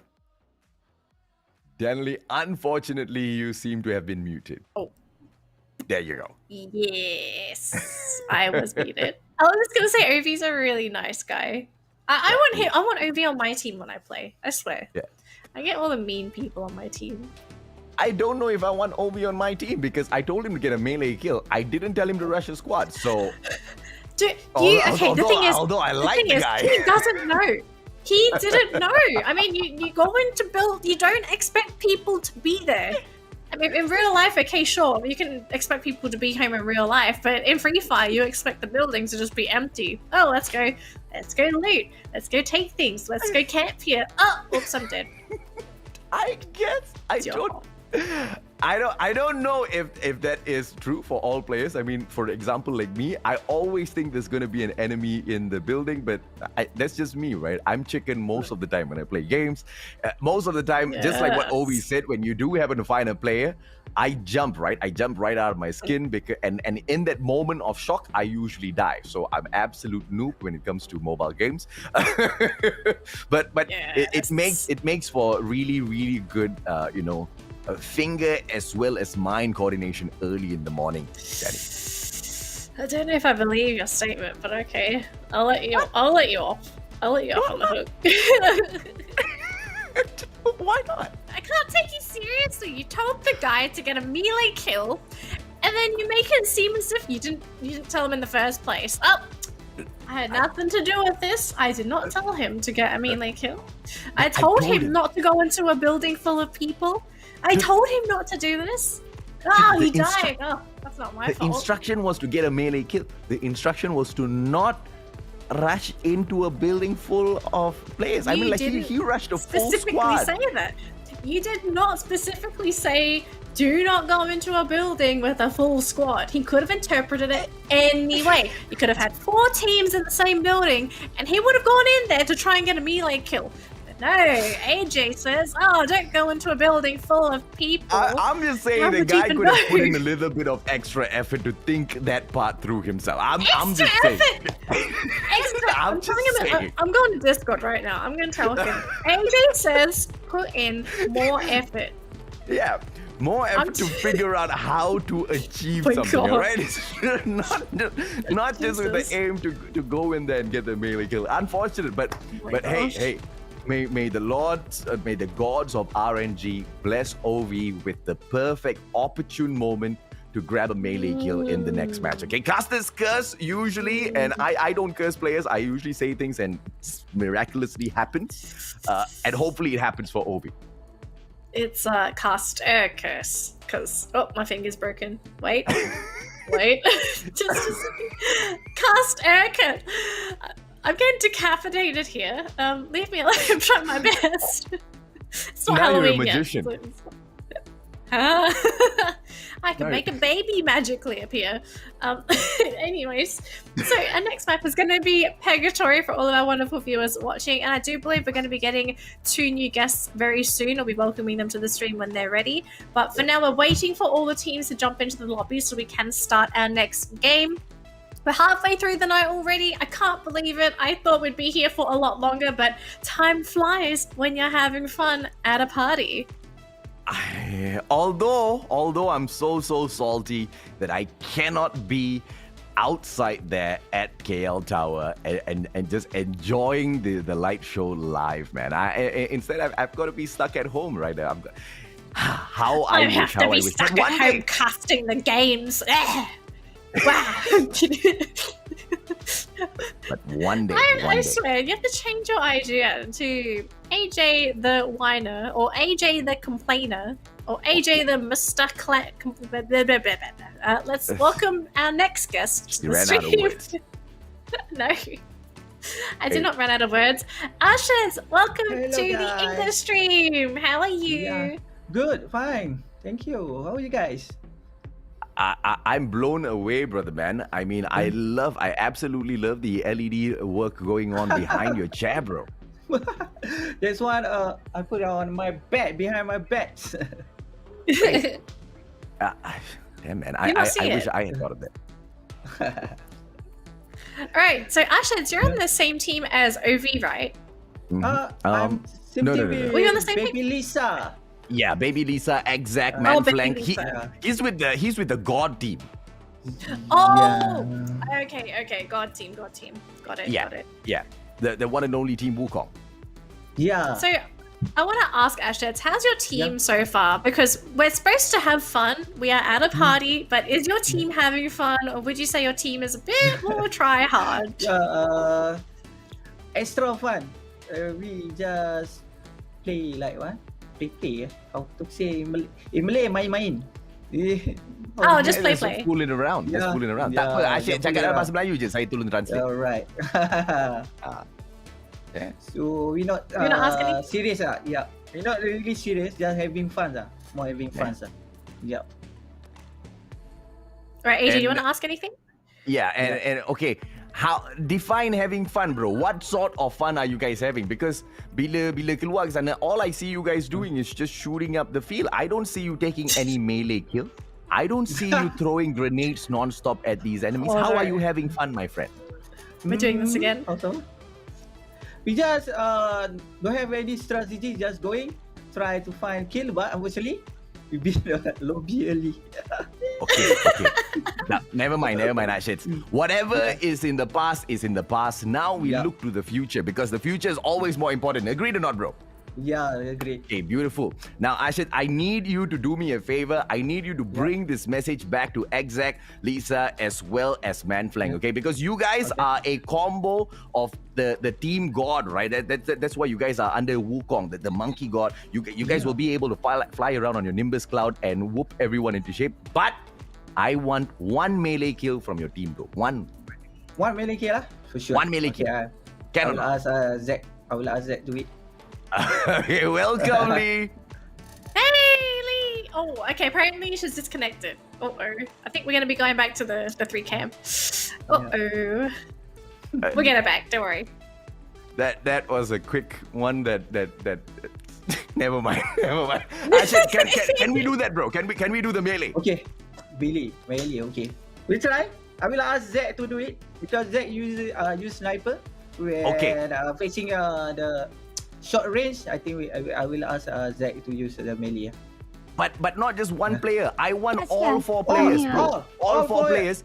Do me a Okay. favor. Oh my God. Camping. We Camper. try. Full camper Oh my gameplay. All melee. You wait for the ambush. Players come in. Everyone run out. Slap the face. Good. Okay, good. Noted. Okay, Roger. Welcome, Lee. Yes. Hey, Lee! Welcome to the stream. How are you today?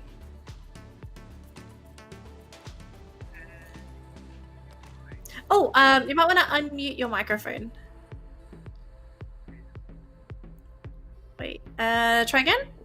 We still are not getting sound. We heard her just now, actually. Yeah, you need to unmute your mic, Lee, if you can.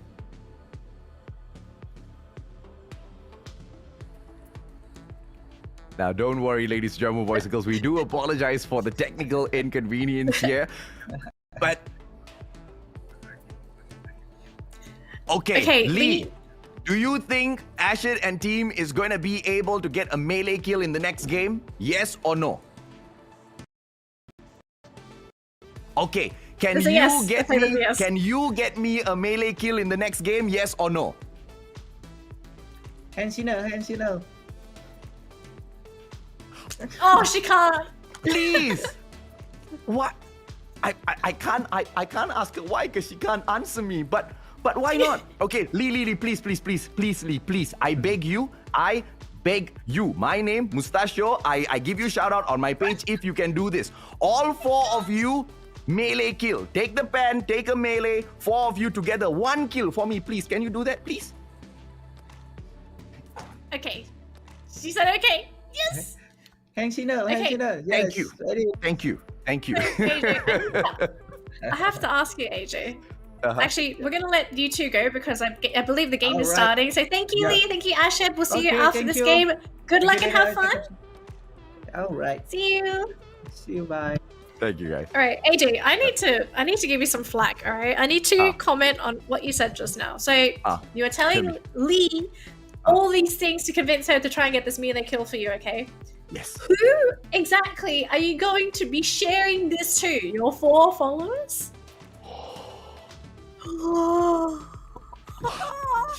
See, it's Your 4 unfortunate followers, I'm your not girlfriend? popular yet. Wait. It's Okay, wait. So it's your 4 unfortunate. followers, all right? Girlfriend, dog. See, it's unfortunate. It's unfortunate that I'm a new follower, ladies and gentlemen. I'm a new follower. It's unfortunate that I'm a new influencer in the world of mobile gaming. I have no followers, but it's okay. If you want to follow me, you know where to find me, man. The Mustachio Gamer on Facebook, okay? Make my 4 followers into member. 40,000 followers.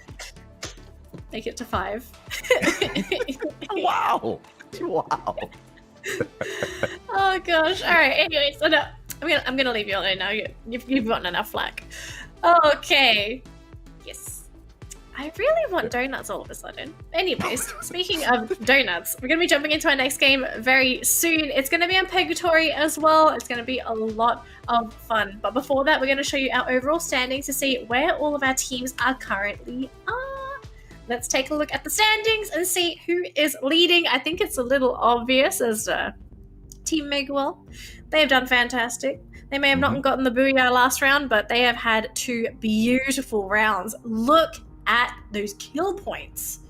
Yeah, man. And, with those kill points, ladies and gentlemen, boys and girls, we can rest assured that they're not playing for fun. These guys want to go all out and get booyah after booyah after booyah. And Team Miguel, they are in here to absolutely dominate everybody else. Yeah, they've got 25 kill points, which is... That's basically 2 booyahs.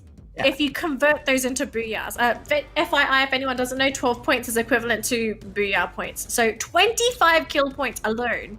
And then you've got 20 placement points. So they've gotten the first booyah, then I believe they got third because they would have gotten 8 points during their last round. So it's going to be really tough to take down Miguel unless Miguel drops down in 10th place or lower. I don't know if anyone can catch them. I highly doubt anyone is going to be able to touch Team Miguel, especially with the fact that I haven't given out the melee challenge to Team Miguel just yet. So they're probably going to be running around the battlefield with guns, whilst 2 squads for sure is going to be running around the battlefield with melee weapons. I have no idea what I've just done. Well, you did this to yourself. Anyway, it's fine. I mean, we're gonna have fun, right? We're trying to see everyone go in with their melee weapons. Wouldn't it be interesting? Maybe we can ask production for the last round, because the last round is on Bermuda. Whoever is in first place is only allowed to use melee weapons. I want to be able to speak to all of the influencers and just give them a challenger, right? Whoever who gets melee kills just gets hyped up to Kingdom Come by the Mustachio. I will do that at the expense of losing my voice tonight. I will do it. I promise you, Danny, I'll do it. Well, I might keep you on your word for that. Maybe we'll see if you've got a voice tomorrow. But also depends on whether we get some exciting games. I would love to see some melee kills because that's just not common in Free Fire. It's not ideal. I mean, it's fun. It's trolly. It's fantastic. But it's not ideal, especially when you have a lot of serious teams. Yeah. And you know, whether or not we will be able to catch a few fun segments, I hope to God we have got the influencers watching this particular stream. There's so many concurrent streams in so many different languages running at the same time, so high probability they won't get to catch this, and I won't get my wish come true, but it's okay, man. A man can still put it out there and hope and pray that it comes true. A man can dream. All right, so it looks like the game is ready, so let's jump right into game 3 of the night. It's on Purgatory. It's everyone's second favorite map because everyone hates Kalahari. I don't like you all. I love Kalahari, okay? I absolutely love Kalahari, and only because I'm bad at Kalahari, right? Because it's something that Kobe Bryant said. There was a question that was once asked to Kobe Bryant as to how is he the greatest in the world? And all he said was for the first few years, he found his weaknesses and all he did was play to his weaknesses, right? You go in there and you focus on what you're bad at, you're eventually going to master that and nobody can touch you at what you do. And well, let's see exactly which one of these squads goes out here with that exact same mindset to dominate Kalahari today, later on. Yep, we're going to have our flight path flying over Forge, and it looks like we're going to be seeing a lot of teams playing on the island. Look at Lumber Mill. Oh my goodness. Wait, is Team 4 changing their route? I think they do. Okay, so they probably saw the 2 teams heading towards Lumber Mill, and they thought, all right, guys, we're going to bail. This is a disaster. Like, nope. But we are going to see some early action. I mean, we've got 2 potential team fights. We've got Team 7 and 6, and then Team 2 and 9. Well, let's see if or not this happens to kick off in just a bit. Lumber here with a couple of players. Manflank going in for the shot so early on. Let's Go is going to be absorbing a couple of these bullets. SAF, they have a man outside and he is on the ground. Manflank still taking a couple of these shots, but still not going down though. Team Wukong looking to start things off really, really strong here, Danny. No, they tried to get the res off, but they just didn't wait long enough. Oh no, that's going to be 2 players already down. And there's no way they can get this res off. They're just going to have to leave them, completely bail. Oh, that's going to be really tough for Hazik. Let's see if or not Hazik will be able to do anything here. Manflank going in here for the push. Oh, they're just teasing Let's Go before snuffing him out there. Just taunting him a little bit. Although Hazik, he's trying to go for the pot shot. He didn't get the kill. Let's see if or not. I think he's stuck here. I think this might just have to be full on commitment, right? Because he and Amy, they're basically stuck here. Yeah. Exec knows Haziq is in the house, probably speaking to each other as they sit down beside each other, thinking, can we get the better of one another? Well, the answer is going to be shown in a bit. Man flank opportunity, but he doesn't even need to do anything. Haziq down on the ground.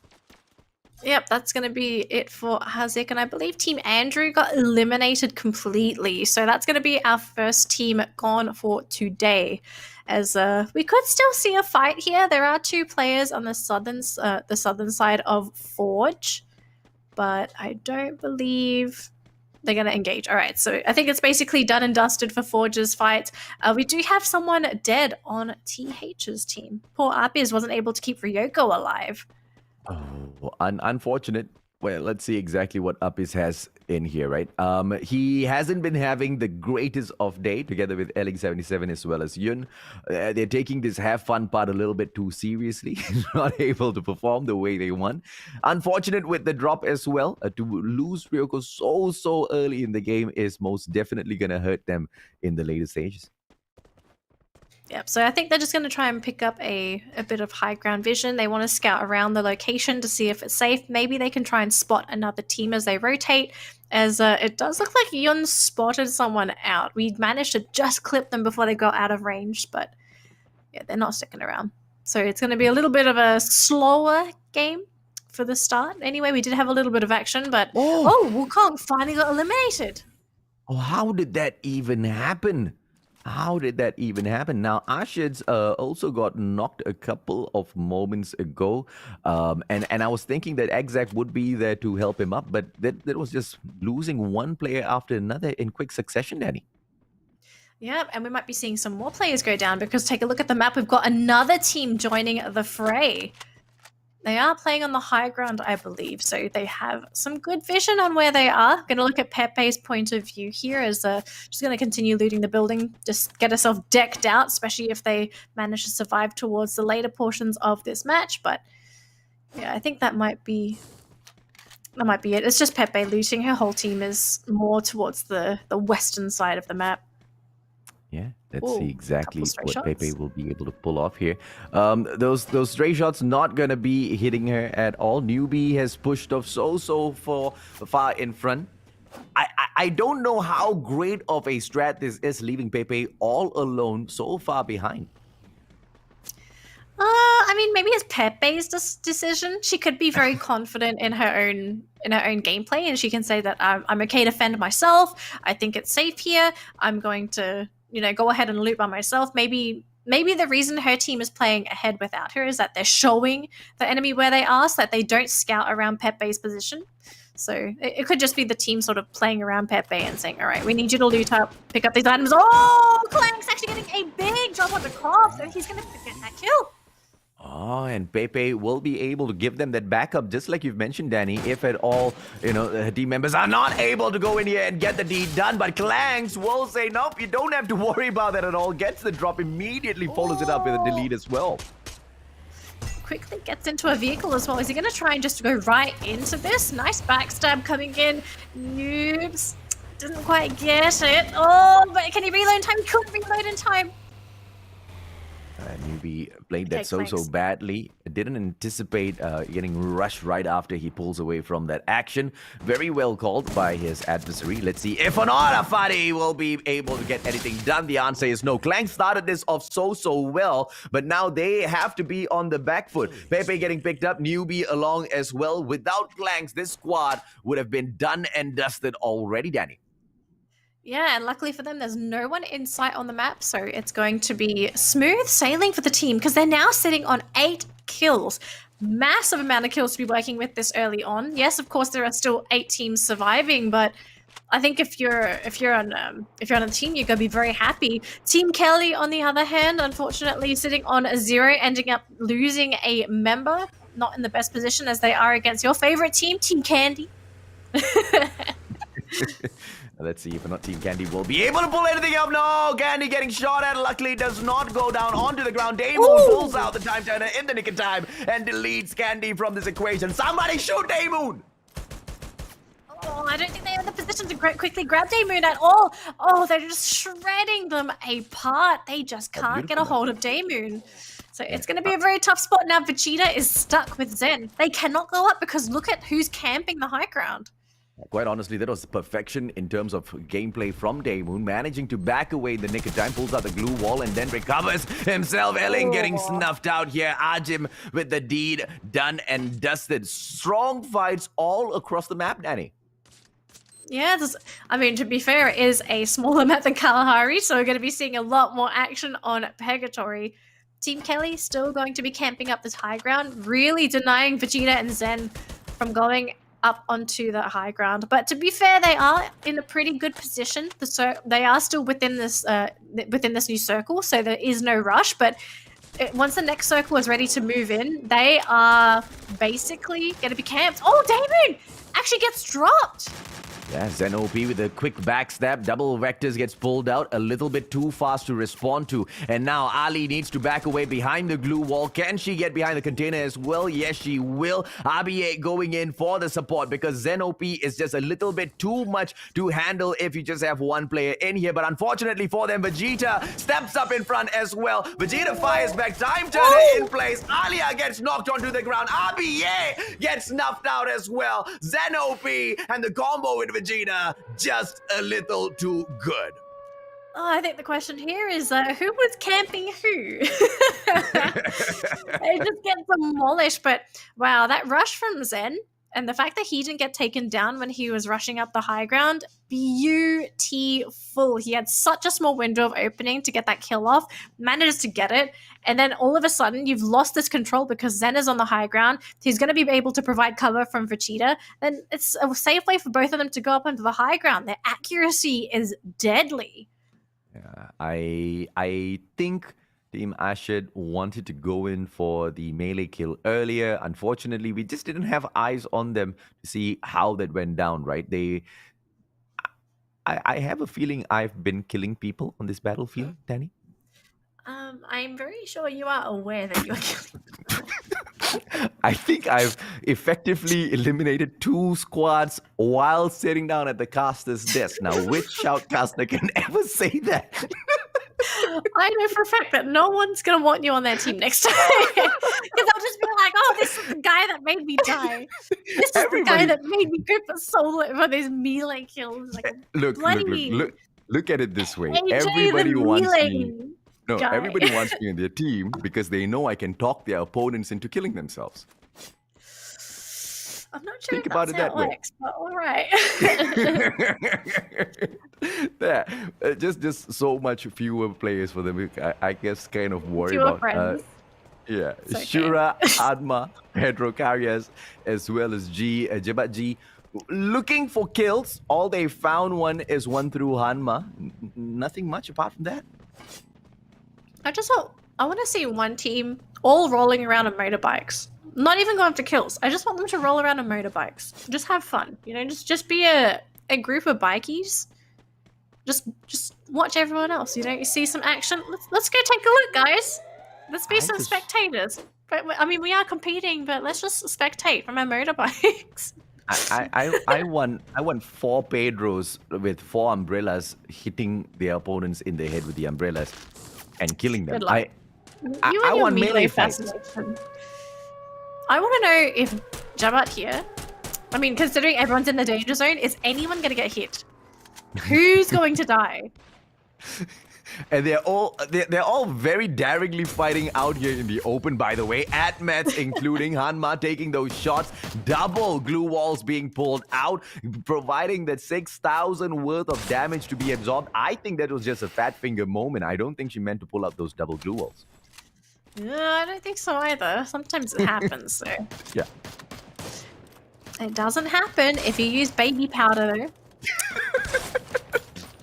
A lot of people play with baby powder. I mean, to be fair, it does help. I mean, my fingers get sticky sometimes when I'm playing on my phone. Fair enough. Fair enough. Shooter down on the ground, but they can still depend on Pedro taking these fast shots off against B-roll from Sem9. Not going to be able to do much, but in fact, Adafi, on the other hand, from far away, manages to get those shots on. Sem9, they're not doing too good at all. So many of these squads gunning for them at the same time, Danny. Yeah, Advance actually got picked off from a team that was on the other side of that team fight, so yeah, this is a pretty bad spot to be in, especially if you're surrounded and you're on the low ground as well. So we'll see if Man is able to get out of this, but I don't think he will. He's all alone. His team is basically dead. He's practically the next one to die unless some saving grace comes out of the sky, but I don't think that's going to be happening at all. So I think the question now is who's going to grab this kill? Well, Money topping her health right back up, but unfortunately Clank's a little too fast with its snipe. 10 kills on the team as well, so seems like Team RPL doing fantastic this round. They'll be very happy with themselves. Clank's actually snapping up 6 of the kills for the team. Team Rafael looking to outshine Team Miguel. Let's see if or not that will be possible. Zen OP is still alive and kicking, so that dream is not impossible, but it will most definitely be difficult. Let's see if or not Team Miguel will be able to come back in here with a full squad as we move into the final circle later on, Daddy. Yep, now we are looking at a very deadly combo. We saw how Vegeta and Zen, they were amazing in their last fight, basically duoing up against, I think it was 3 players. I'm not sure if it was the 4 players. So we'll see if they're able to get out of this. Although, to be fair, it is 4 versus 2. So this one might be a little bit tougher. But who knows? We could see a miracle here because Vegeta, he's whipped out a grenade. Okay, let's see if or not that nade will be able to help them. It's a 2 versus 3 situation. Haji Yard squad is not going to be making this easy onto Zen as well as Vegeta. But this is that combo, this duo of perfection. Let's see exactly how they will go ahead to pull this off. And this is the death chokehold that Hajiyat's team is coming in here with the approach. Zen moves away from that nade in the nick of time. Apam flanking around for the kill. Does not go in for the push. Backs away in the nick of time because the response comes in really, really well. Zen OP tossing out a nade of his own. Vegeta now managing to hold back a 4-man squad. This is absolute perfection in terms of strategy. And look at the defense coming through. Vegeta getting shot at but still not going down. Apam should be able to finish this off. Takes down the glue wall. Vegeta pulls one right back up, Daddy, and this fight still continues.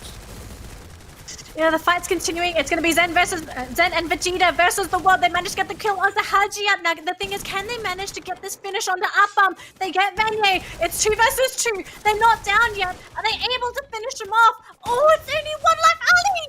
He is the lone survivor against the deadly duo, and he gets shredded apart. Zen and Vegeta, the OP brothers. What did I just see there? Yeah, they're still standing up. Yeah, still standing up. 4-man squad not able to snuff them out even as they came in there with that chokehold flank from the left as well as the right. This 2-man duo, defense perfection. They go ring around the rosy using the container to the advantage, pulling up the glue walls in the perfect spots just to slow down the rush, and they literally took apart that team methodically, one after the other. I've never seen, a duo from 2 different squads, might we add, Danny, pull off such a perfection of a team fight.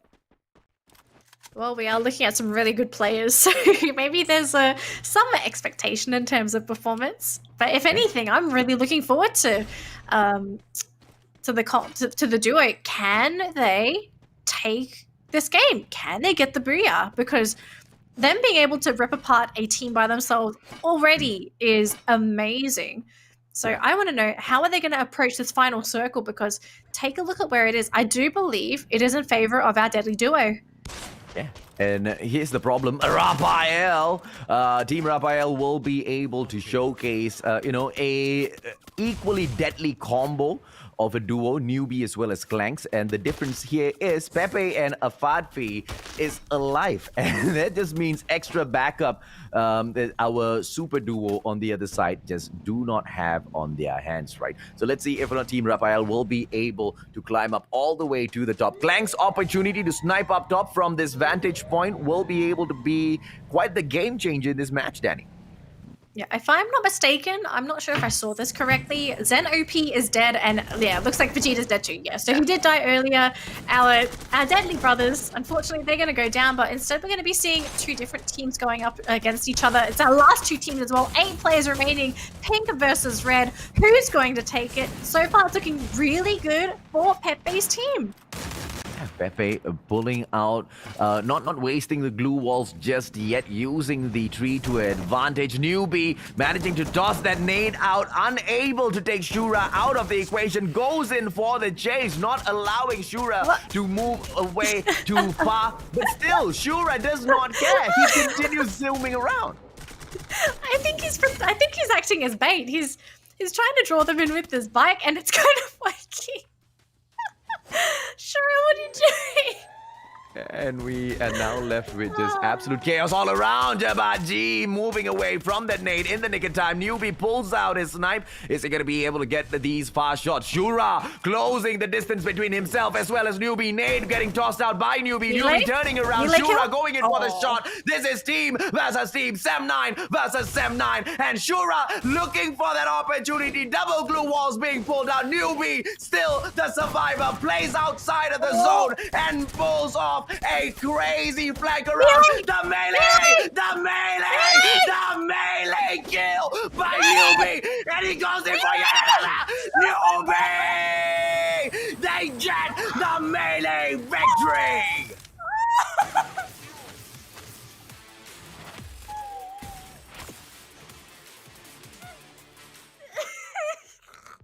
Sam freaking 9. New freaking B. Way to go, la bro. Way to go. Keeping your ears wide open and taking the booyah in the right way at the MCP Major's launch party. That's how you pick a booyah. That's a fight you remember. That's a fight you're never going to forget. When you grow old, your hair turns white, your memory fades. That memory is not going anywhere. Now you believe me? When you see the melee kills, then it's a fun segment. If it's but you didn't ask for this one. You didn't ask for this melee kill, so it naturally happened. I gave a random shout out to the universe of players who were in the matches, and like I said, fingers crossed they hear me. And this is Sem9, right? Malaysian boys, they most definitely heard, and I'm very sure, very very sure, Flavor would have been listening to the stream, and he would have been. AJ said this. Hey guys, he would have picked up his phone. Flavor would have picked his phone up immediately and said, "You guys need to get this melee kill." Sem9 newbie saw that through. He got a double melee kill. This guy's the boss. He's the bomb. That was honestly just a beautiful way to end the game as well. I mean, his character flailing, trying to get the melee hit in. It was beautiful. I need to see this again. I hope we get highlights. My specific sentence was, slap someone in the face with a pan. And he did exactly that. I don't know, I thought it was his torso, but it's melee kill regardless. What more can a man ask for, Danny? What more can a man ask for? I've gotten my melee kills enough to last me a lifetime now. Well, actually, that's a good question. What are you going to ask everyone to do next? Yep, Leo Official as well as Ashid's going to be joining us right back. I probably owe them both an apology. Ashid, welcome back. Leo Official, welcome back. Yeah. Ashid, bro, did you die because you went in for the melee kill, bro? No. Yeah. Tak sempat. Okay, thank God. Thank God. I thought I killed you and your team, bro. Thank God. Lee, how about you, Lee? Yes. Did you get your melee kill? You spend all katana? Yeah. Not.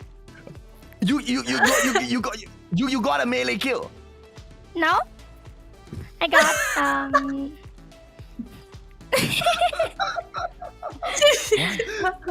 Why are you playing with my heart like this, Lee?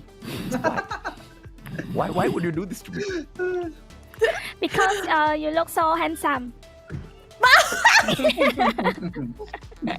Really? I'll take that. I will take that, Lee.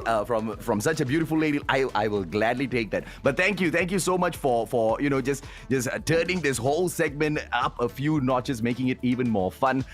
Lee, how has the segment been here today? Have you made any new friends?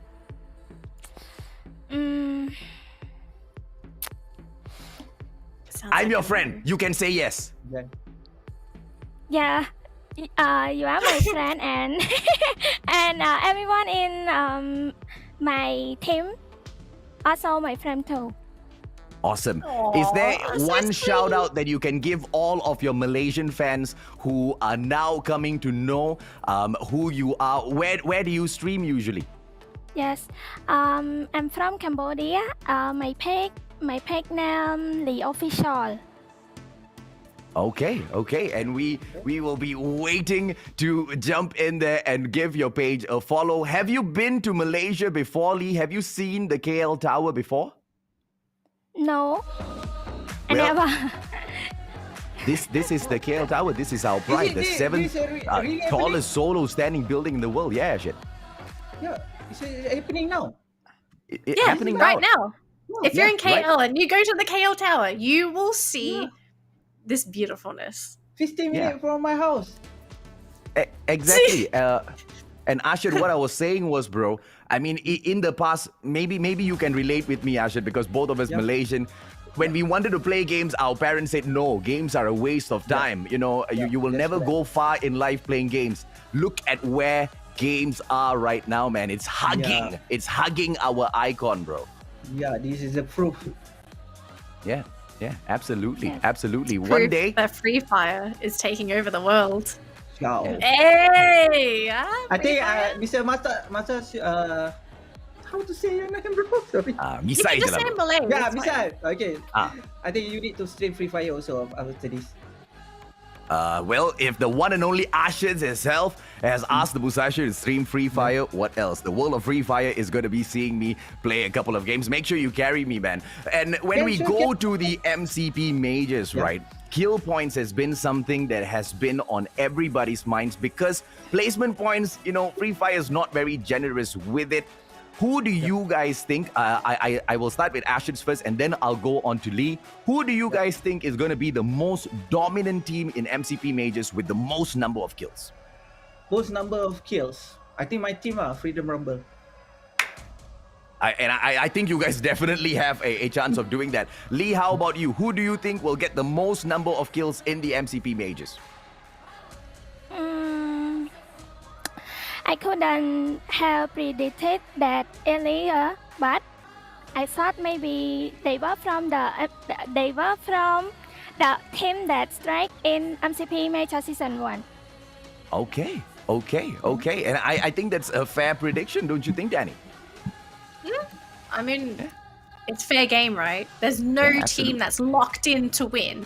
Everyone stands a chance to actually take Season 2 of the MCP Major. So it's all in the air, and I think that's the most exciting part because Free Fire is such a volatile game that anybody can win. There's no one team that dominates the scene. Yep, that's right. Yeah, absolutely, man. Once again, man, the KL Tower is just blowing me away each and every single time this comes on. I keep forgetting to open up the blinds. The light from the KL Tower reflecting off into my house is absolute perfection, ladies, German boys. Because I wish you guys could be here to witness this.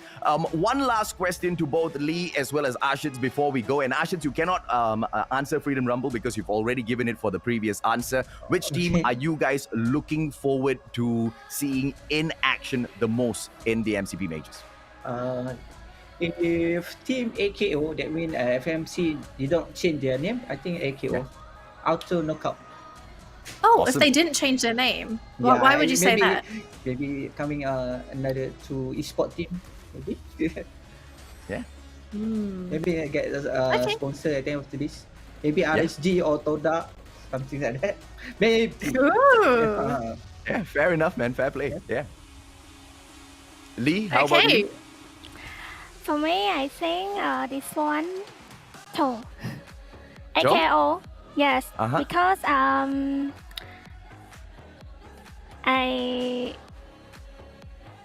know this team before, Mhm. and And you know what, Lee, thank you very, very much, because what you're doing is something Yes. that takes a lot of bravery to do, to go onto an interview, to speak in a language that's not even your first language. Thank you so very much for making the Yes. effort. Don't worry, I hear you loud and clear, right? AKO, Yes. they are out there. They've done so well. I mean, look at FFMC. They've dominated it. No doubt at all, they will be able to step into the MCP Majors and, perhaps try to dominate there as well. But yeah, we wish them good luck. Danny, any questions for our lovely audience here from you? Do you want to have the KL Tower light up with Free Fire again next year? yeah, Sure, of course. sure for me. I mean, why not, right? It looks so cool. Or could we maybe get fireworks, or we can get AR? Oh my gosh, there's so Yeah. many things I could ask Hopefully, for, right? we can enjoy this after the pandemic ends. Right now. Absolutely. Yeah.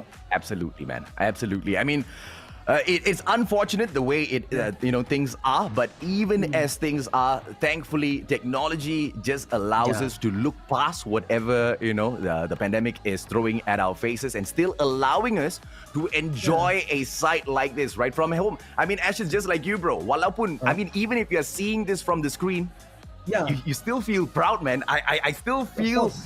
all of my bulu Yeah, rumah me too. berubang, bro. Yeah. Yeah. I play Free Fire for years already. How? Yeah. How the Free Fire grows.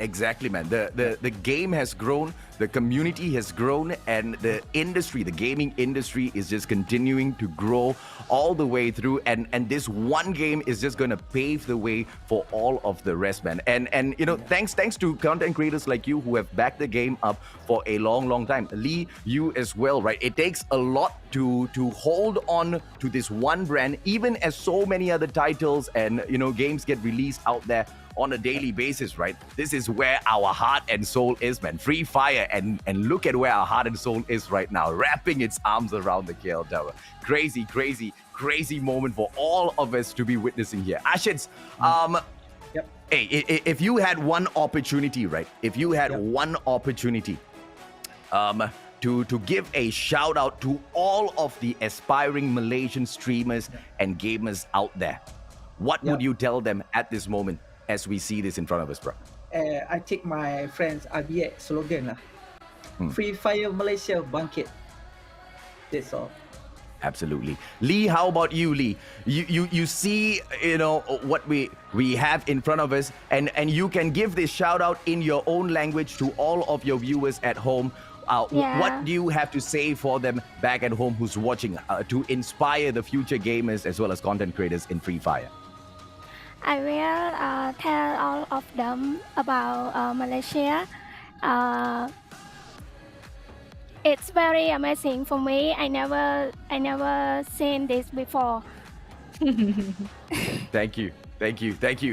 Those are very kind words. One day, Lee, we will all catch up. Thank you once again for your time, guys. Make sure you guys give it your best all in that final match of the day and win a booyah for yourselves, all right? Thank you, guys. Yeah, Thanks, thank you. guys. Good luck for your last game. All right. We're down to our last game.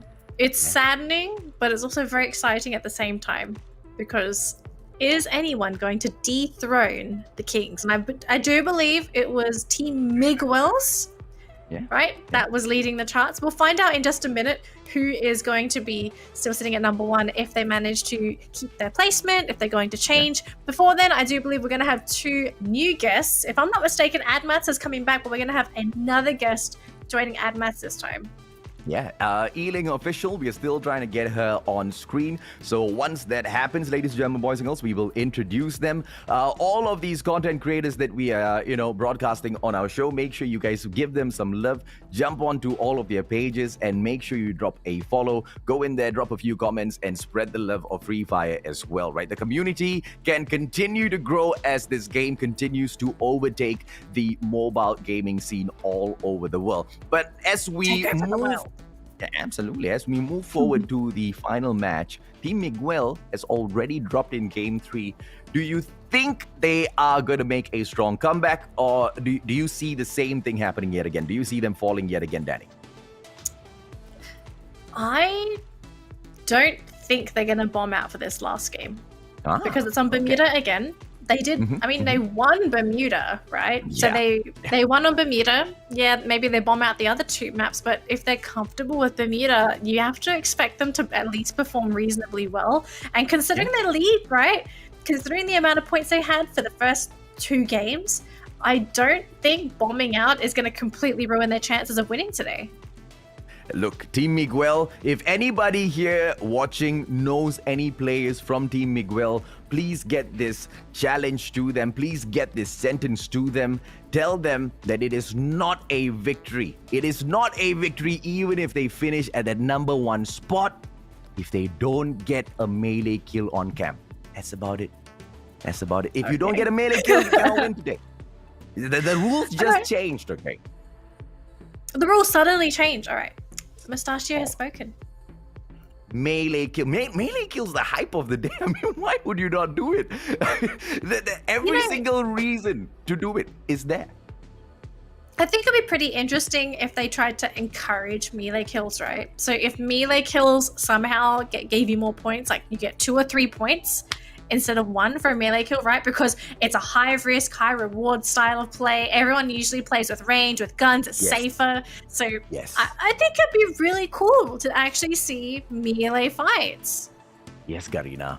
What are you doing with your lives, Garina? You need to make this happen. Melee kill point, right? You've got kill points and then you've got melee kill points.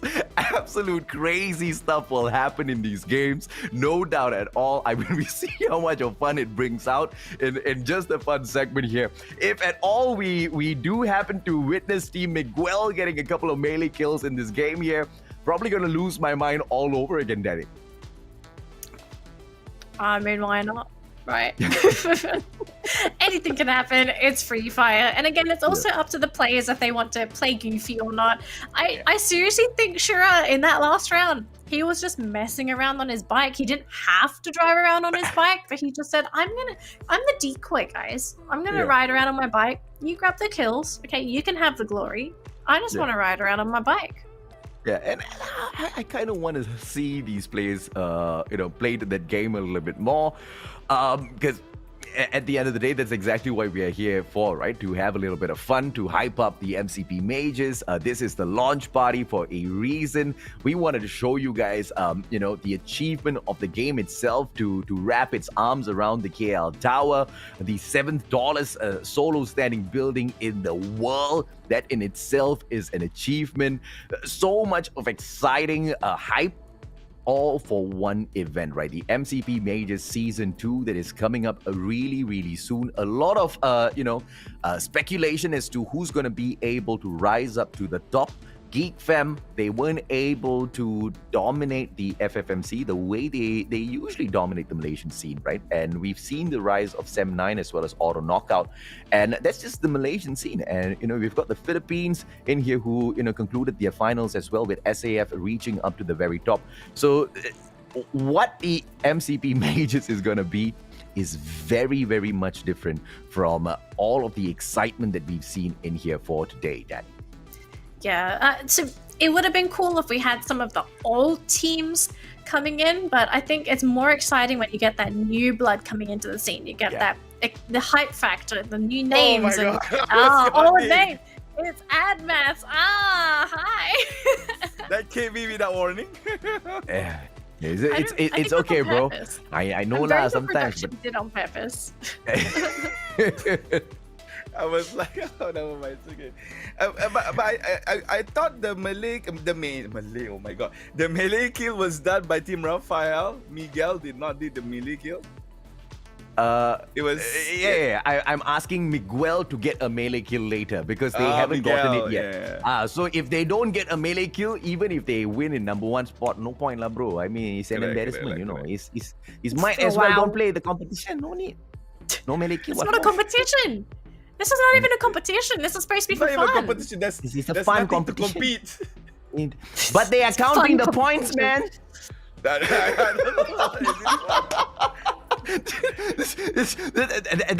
That's the mind-boggling part, right? It's a fun event. It ain't a competition, but they count in the points, bro. So if they're already counting the points, all I'm saying is you pick some fun points up with the melees, right? And if you get the melee, you get hyped up to Kingdom Come. Danny, we only have one final question to throw to Admet, so we should make this a good one. Right, you just put all the pressure on me. Okay, maybe we can ask Admet his opinion on the discussion. So in Free Fire, typically melee isn't ideal for getting kills. Would it be OP or broken if Garena made it so that melee kills would get you more points than a ranged kill? It will. Or do you think it'll be the same? Yeah, it will be it will be something different because the players that will be that will be in the position of Russia or the rushers will think either would they rush to go with their SMGs or shotguns, or would they rather go with their melee weapons such as the pan or more preferably the scythe. The scythe has a longer range, has a higher damage, so it will give them some contemplation during their fight. So it brings out some critical thinking while they are trying to strategize in the game. So it will be okay. But for me, I think the current system is already nice. Even though maybe one day Garena might say that if you have a melee kill, it will be 2 points instead of 1. Sorry, bro. So shut up. Okay, so even if they implement it, I doubt that players would actually take the risk to get that 1 extra point. They would rather get that for sure 1 point rather than the 50-50 extra point. Yeah. Okay. Fair enough. I agree with you, and I know that was the final question, but one final question for you: is your team good enough to get a melee kill this round or not? I don't think so because bro, I'm a long range player. Our second support is a mid range player. Bro. Just go lah, bro. Just go lah, bro. just join the match and just win it somehow with your sniper or something. I'm looking forward, man. We're going to go to Bermuda again. Hey, good luck, man. Good luck. Make sure you guys the booyah. Cheers, man. Good luck. Right. Thank you. All right, that was Admet. Now, can't believe he just turned down my melee invitation. Dude, of course he's going to turn it down. I'm very sure he's been watching the stream and he has noticed that everyone that tries to do your melee challenge has died. Although Ashes technically didn't do it. He died before that, but still.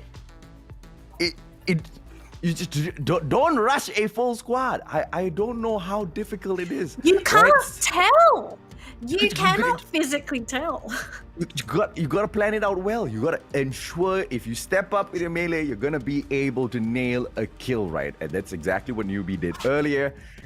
Look, the only way you could guarantee a melee kill is that if you are aware that you are up against a full team and you know that your teammates killed the other 3 members and there's 1 dude left, okay? And then your whole team rushes with melee weapons. I feel that is the only situation where it is absolutely safe to try and go for melee. And as you say that, I'm just thinking of how impossible it will be to figure out because none of these squads are in there with the exact same clan tag, right? They're all jumbled up. You don't know who's in whose team. People are just dying all around. It's just close to impossible to anticipate a good opportunity for a melee, which just makes it so much more fun. Yeah, well, the only thing you can anticipate is that we are going to have a little bit of action on Sentosa. We've got 2 teams playing on the island. Moving in towards the top section, we've actually got quite a few teams dispersing. So I think we've got a couple going to Shipyard. Well, is it going to be a couple or just the one team? I think it's just one team, so no action up there. I thought maybe they'll head up there, but it seems like everyone's a little more cautious now. It's like, yeah, we've had our fun in games, now it's a serious game. Bima Sakti Strip sees Team Miguel taking over. A couple of shots being sent towards the area of Newbie. One just clipping his arm, but he's not going to be too fussed about that at all. The rest of his team members are quite far away, so Newbie just needs to be a little careful here, Danny. Yeah, and gotta be as careful as you can. It's our last game. If you're out here, you're basically not playing any more Free Fire tonight. I mean, I guess they could stream Free Fire, but not on stream, I guess. Unfortunate. Exact, one of the first few players to get knocked out of the game. I did not see that coming. He was just sightseeing up there on the roof, and he just got knocked from the back.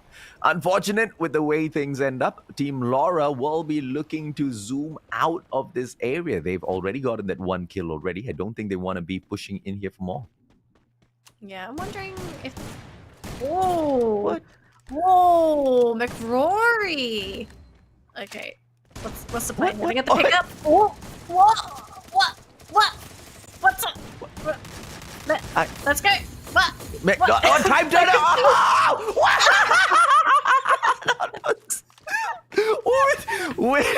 What was that time turner perfection by McRory? Oh my gosh, I am so confused. That was so straightforward. McRory just took that fight in the most despicable manner. He should have lost that. I have no idea how his opponents did not get the catch onto him. At the very moment where he was about to get snuffed out, he pulls up the most perfectly timed time turner I have ever seen in the history of casting Free Fire. And he survives that. And not only does he survive that, he gets 3 back-to-back kills. Look, it's McRory. He's a name that we always see in competitive Free Fire, so it really shouldn't be a surprise with the fact that he's just playing so good. Yeah. So just typical McRory, doing his own thing. Just another day in Free Fire. Nothing too crazy. And that's the supreme assault that the SAF team can place on any one of their opponents. That's just a sample from one of the players from their squad, right? And that's the exact teaser that Garena Free Fire wanted to put out for everyone at the launch party to show just a little bit of what some of these players can do when they are split up in other groups. In their own solid squad, they are a different breed of monsters, Danny. Yeah, exactly.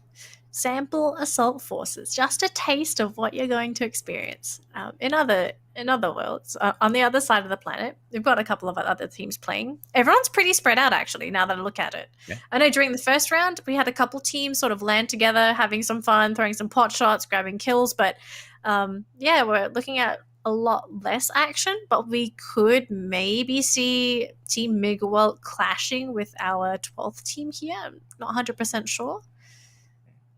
I seem to have noticed something that ever since game number 1, we haven't been seeing players getting bought back. So once they are dead and gone.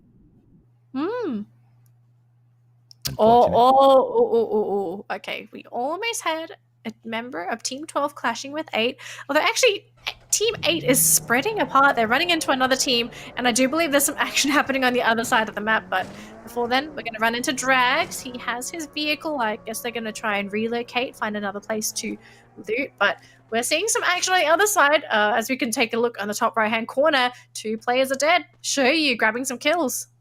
Yeah, back to back on top of everything else. Now show you looking for his 3rd kill in a row. Nate being popped out real quick. Up is in trouble, and they will be able to take a face-to-face shot. Show you gets his 3rd kill in a row.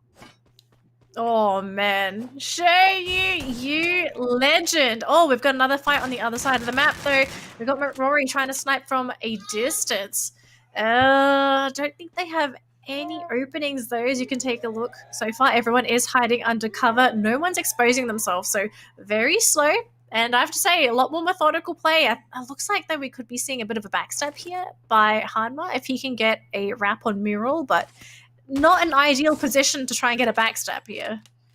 Admat's backing away, just like he mentioned earlier on the stream. He is a player that prefers to engage as he places the distance between himself as well as his opponents with his sniper. Taking the CQC is just not something that he's very comfortable with, unlike Miro, who just waits for that opportunity, steps in front, but the time turner will be able to aid his opponent just to stay standing up a little bit longer. The opponent's just not going down at all. Yeah, Admat's actually got dropped. Luckily, he was able to be picked up, so they won't lose anybody yet. Oh, McRory actually taking a couple pot shots on Snowball. Hanma, he's trying to get the res on his teammate. Looks like they should be able to get it. Gets a glue wall off. Oh, bit of a backstab there onto Miral, who wasn't ready for it, but luckily he doesn't go down as of yet. Able to turn around. Backs away into the building. A couple of glue walls expanded already, but not something that he will be too fussed about. Atmas going in here for the shots through the glue wall. Unfortunate for him that he just got that situation turned around so fast. Time Turner will be able to pick Atmas up right back. And let's see if or not he will be able to survive this onslaught. Miro closing on all of this gap will have the opportunity to go in here for the shutdown gameplay. Provides a little bit of assistance, but his team has got everything sorted out already. Yeah, looks like the team is able to get the health back up, and they do have the health pistol as well, so at least they're not going to have to use all of their healing. 7 kills so far on the team, so not looking too bad for Team Antonio. Got to be very happy with their position in this match. Actually, this might be the game. Do you think Adbath is actually going to win? Probability is there, but as we say, that 11 squad still up and alive in this game, so you know they could just be squad 11 to get eliminated. I'm just saying, right? I'm not saying that that's gonna happen, but probability is still there. Let's see if or not Admets and squad will be able to survive much longer. Alice, Pepe right there in front of them, and it's gonna be Zen OP taking this opportunity, catching all of these players out in the open, forcing them to pull that glue wall out, and the vegetation just around that area is going to be providing just a little bit of cover, but the tree most definitely will be able to block a couple of those shots, not stopping Zen OP, who manages to get the drop onto Pepe. Oh, beautiful kill. And that's going to be another point sort of going in the way of Team Miguel. Now, remember, this is the deadly duo team. We've got Vegeta on here. We've got Zen OP. And then you've got your favorite Candy and my boy Uncle Jet. Guy that came back from the dead during game 1. If you weren't there, it's fine. That's some good stuff. Good memories. But the team's looking fantastic. I have to say, if anything, they might not be getting any kills now, but positioning-wise and when it comes to fighting, these guys are scary. You really don't want to be up against Vegeta and Zen. We saw that they can, just between the two of them, ravage an entire team. Yeah, and look at exactly what Zen's doing, right? He's going in for the chase. He knows that newbie is just beyond the horizon, outside of the zone, and they are on the hunt. Team Miguel outside of the blue zone. Since they know a easy kill point is up here for the picking, they are out on the hunt. Are we going to be able to see Candy get their kill, or are they all going to get snuffed out at the very same time? We'll find out soon if they are hangry enough for that kill. In the meantime, though, Drag's actually trying to go into 4 opponents. Luckily for him, he won't get dropped. He did have his shield to protect him. He's going to try and go for the backstab. He has vision on Forbis, who is showing himself in the corner. Now, the thing is, does Drags want to show himself? There's too many people. He's going to try and go for the backstab. Only gets a little shot onto Cobbs. Doesn't want to fully commit after seeing too many bodies. Now, on the high ground, they're actually going to try and take down Drags himself, who is rather exposed. Now, going to be looking at Barsha, her point of view. Looks like we won't get any full kills yet. We do have a drop, though, unfortunately, at the top. Puppet going down as well. McRory also getting dropped. Ovi actually getting a really good position in this fight from the low ground. No one knows where he's actually shooting from. Yeah, McRory just overextending there and just no cover whatsoever. They thought that they had a couple of squads caught out here in the open. Unbeknownst to them, they were one of those squads caught out there in the open. Let's see exactly how Team Joseph will be able to overcome the situation. A beautiful nade being tossed out there by Phoenix. Opportunity, and Manich gets taken down with that nade. No delete coming through just yet, but you know if anyone is able to do it, it is going to be Phoenix. And he will be able to gatekeep the rest of the players as well. So, Manich's not going to be able to get any help anytime soon here, Danny. I'm wondering, do they want to try and save man here? Looks like Admas is going to try and do it, gets a glue wall up. Looks like he will at least be able to get it. No, he's taking quite a bit of damage. I think he should be able to get the res. Oh! But they actually get the drop off onto Admas. Unfortunately, the wall's position doesn't fully protect them. Oh! Now getting the second drop onto Man. Man goes down as well. Oh, he gets the kill. Oh my god, Phoenix. Yeah, Phoenix is an absolute monster. Admats back-to-back now. Admats should be able to take him down with the well-placed nade, but Phoenix managing to dodge that sticky situation, gets out of there. Obi providing that support, the well-needed support that Phoenix was looking for, and Phoenix will be able to reposition himself to take a couple of these snipes up against Admats as well as his adversary, his friend out there on that very, very safe and secure vantage point. Is it safe? I don't think there's any position in the game that things are going to be safe. Anyways, just going to be watching that low ground. So Ovi is going to be gatekeeping. He's doing a rather good job of it. Oh, Miral. Oh, Ovi. Oh, Admats with the big shots. We know Admats typically rocks the double snipers. He did say himself. So got to be really careful if you're trying to go for those peaks. Yeah, Admat's now getting clipped on a couple of bullets because being sent towards his side. Not so sure exactly who is the one bringing in all of the damage. It could be Team Maxim. And that's about it, man. I think this is the end of the line for Miro as well as Admats. They are getting flanked from the left and right. Miro running away out in the open. Shots being sent towards him. And Apam is on the chase. One boulder between Apam as well as Miro right now will be able to allow Miro a couple of extra precious seconds of survival. Nate might just get tossed in here. Miro runs away, backs away from the glue wall in the nick of time, but the time turner allows Apam to snuff him out of the equation. Oh, deletes him as well. Perfect timing for Apam. Very clean kill. No mistakes made at all. Just lost, I think it was a couple of points in HP, but that heals back passively. It's all good. Now they'll be running towards Ovi, who is still gatekeeping the safety of that circle. But I think he's going to have to back up because he might run into too many people very soon. Now going to be switching over to Zen OP, basically Team Miguel, the leading team of the party so far. These guys are terrifying. If you know they're coming towards you, you got to turn tail. Run in the other direction. Don't even look at them. Once again, Team Miguel's win doesn't count if they don't get a melee kill. It's just that's just how it is. I don't think that works that way, but all right.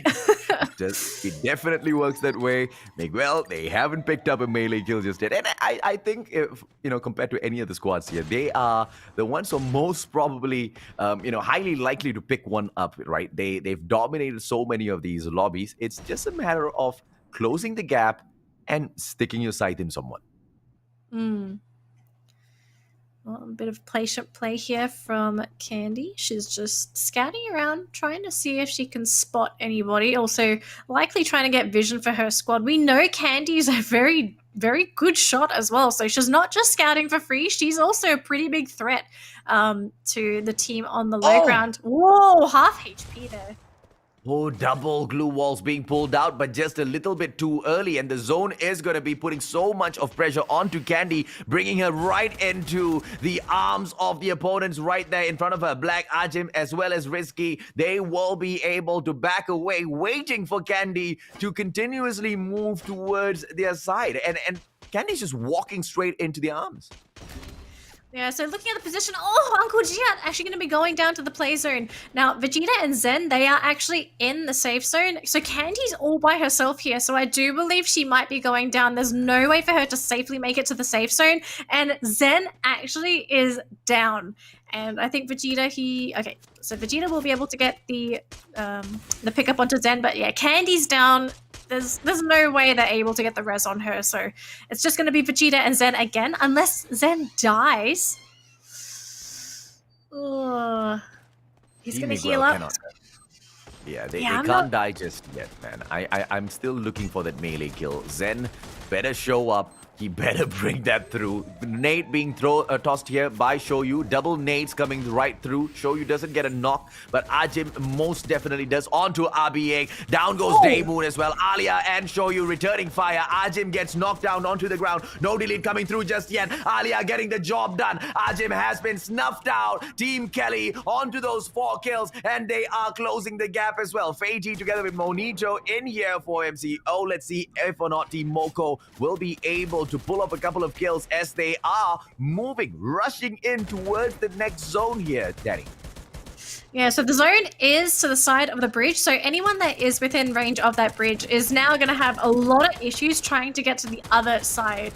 Now, especially for the teams that are towards the southern side of the bridge, everyone's trying to rush to the safe zone, but Feiti looks like she managed to just get clipped, and unfortunately, there's no way they're going to get the res off onto her.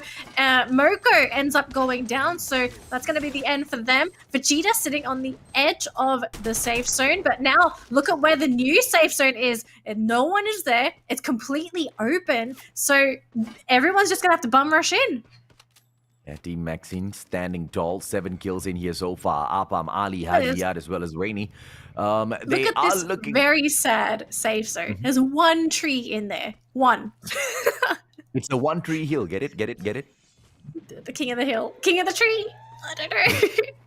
She didn't get it. It's okay. Never mind. No. It's a show that I used to watch. I'm You're sorry. getting knocked from the back. Zen OP gets the delete as well. It's going to be a 3-on-1 situation if Zen is not too careful. Vegeta moving in really, really close behind him as well. Will get knocked onto the ground. Zen cannot go back to save his teammate. He will have to pull those blue walls out and continuously move on towards the next zone. Ali will be able to throw a couple of shots against Newbie to hope and pray that he can get that shot, and Ali does.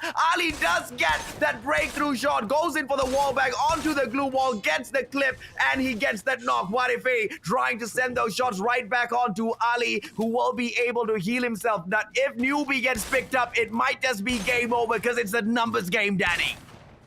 Oh god, it's basically a game Zen. of glue walls now, and how much healing. Yeah, Zen did not get taken down. He did not go back to pick up Vegeta because Vegeta was outside the circle. So Zen's a big threat. Look at where everyone is. Zen is on the other side, and it's basically Ali versus Newbie, who ends up going down. Oh, that's gonna be it for Team. Oh my god, Zen? Did Zen do it? Zen did it. Zen did it. Oh What? my god. He has brought dishonor to his squad because it was not a melee kill. What were you doing, Zen? Why? Why did you get the booyah yet again, my friend? Why did you get the booyah so consistently back to back to back, Team Miguel, and yet not be able to slay with a melee? Why? Because we didn't interview them. It's not like you could tell them. It's like, I can use melee weapons. No one's gonna listen to you. Unfortunate it turns out this way, but it was fun nonetheless, Danny. It was fun. I think today's games were really cool. We had a lot of shenanigans. We had a freaking melee last hit round 3. If anyone joined into the party late or missed out on game 3, go back and watch it. The last circle, hilarious. It was beautiful. Something you need to see. Yeah, absolutely, man. And you know, I can't wait to have our guests back in here. We're supposed to have Ealing Admats. Official as well as Admats. Ealing was not able to connect earlier on. We were still trying to get her on, so hopefully this time around we will luck out. If not, we'll make do with Admats. You make it sound as if it's a bad thing if we just have admins. It's just plain old Admats. Like, you know, He- I've he's had an enough of idiot. Admats back in high school. I thought when I left high school I wouldn't have to deal with Admats anymore, and here I am. Well, everyone lives with maths, so it's not like you can ever escape maths. All right, let's go see admins. Yeah, let's welcome Hey, back. welcome back. my friend. Yo, hey, you guys didn't get that headshot that I got with the sniper? Oh my god. I saw I it. I saw it. witnessed I saw it. I saw it. Yeah, I think he was- AJ he was- didn't he because was for some reason satisfying. he just never pays attention to you. No. I saw. It was a really good headshot. Did you get the delete right after that, though, bro? Yeah, lah, third party by one other team coming in from the back. As usual. That's what I was Motivation thinking in my for the head. team. Right after Advance has got one perfect moment, he has to have someone come and ruin the party for him, right? But I think the situation was handled really well. Your squad did overall quite well. Did you make any new friends through this event, Advance? Definitely, especially from the Cambodians. I had fun playing with Manish though. Yeah, absolutely, man. Was there any, conversational challenges there in terms of communication? Nah, we were just actually laughing all the way from the start. We were dropping, hey, there's no one here. Let's loot. And then when we went to the, on the last map, we went to the blue zone via the launch pad from Katulistiwa. And then we met with one more group. Mani was like, hey, don't go. Go enemy. And McRory and I was like, hey, it's okay. We're going to kill them anyway. Last game. We were just laughing. But when we fight, everything went quiet for a while. And then what was supposed to be done? All end. Okay, we kill all. Okay. That's normal, right? I mean, you have to focus when you're aiming down your sights. So, Yeah, I mean, there was- I totally there was understand. There was almost like zero tension between us. We were like, we don't care. If we die, we die.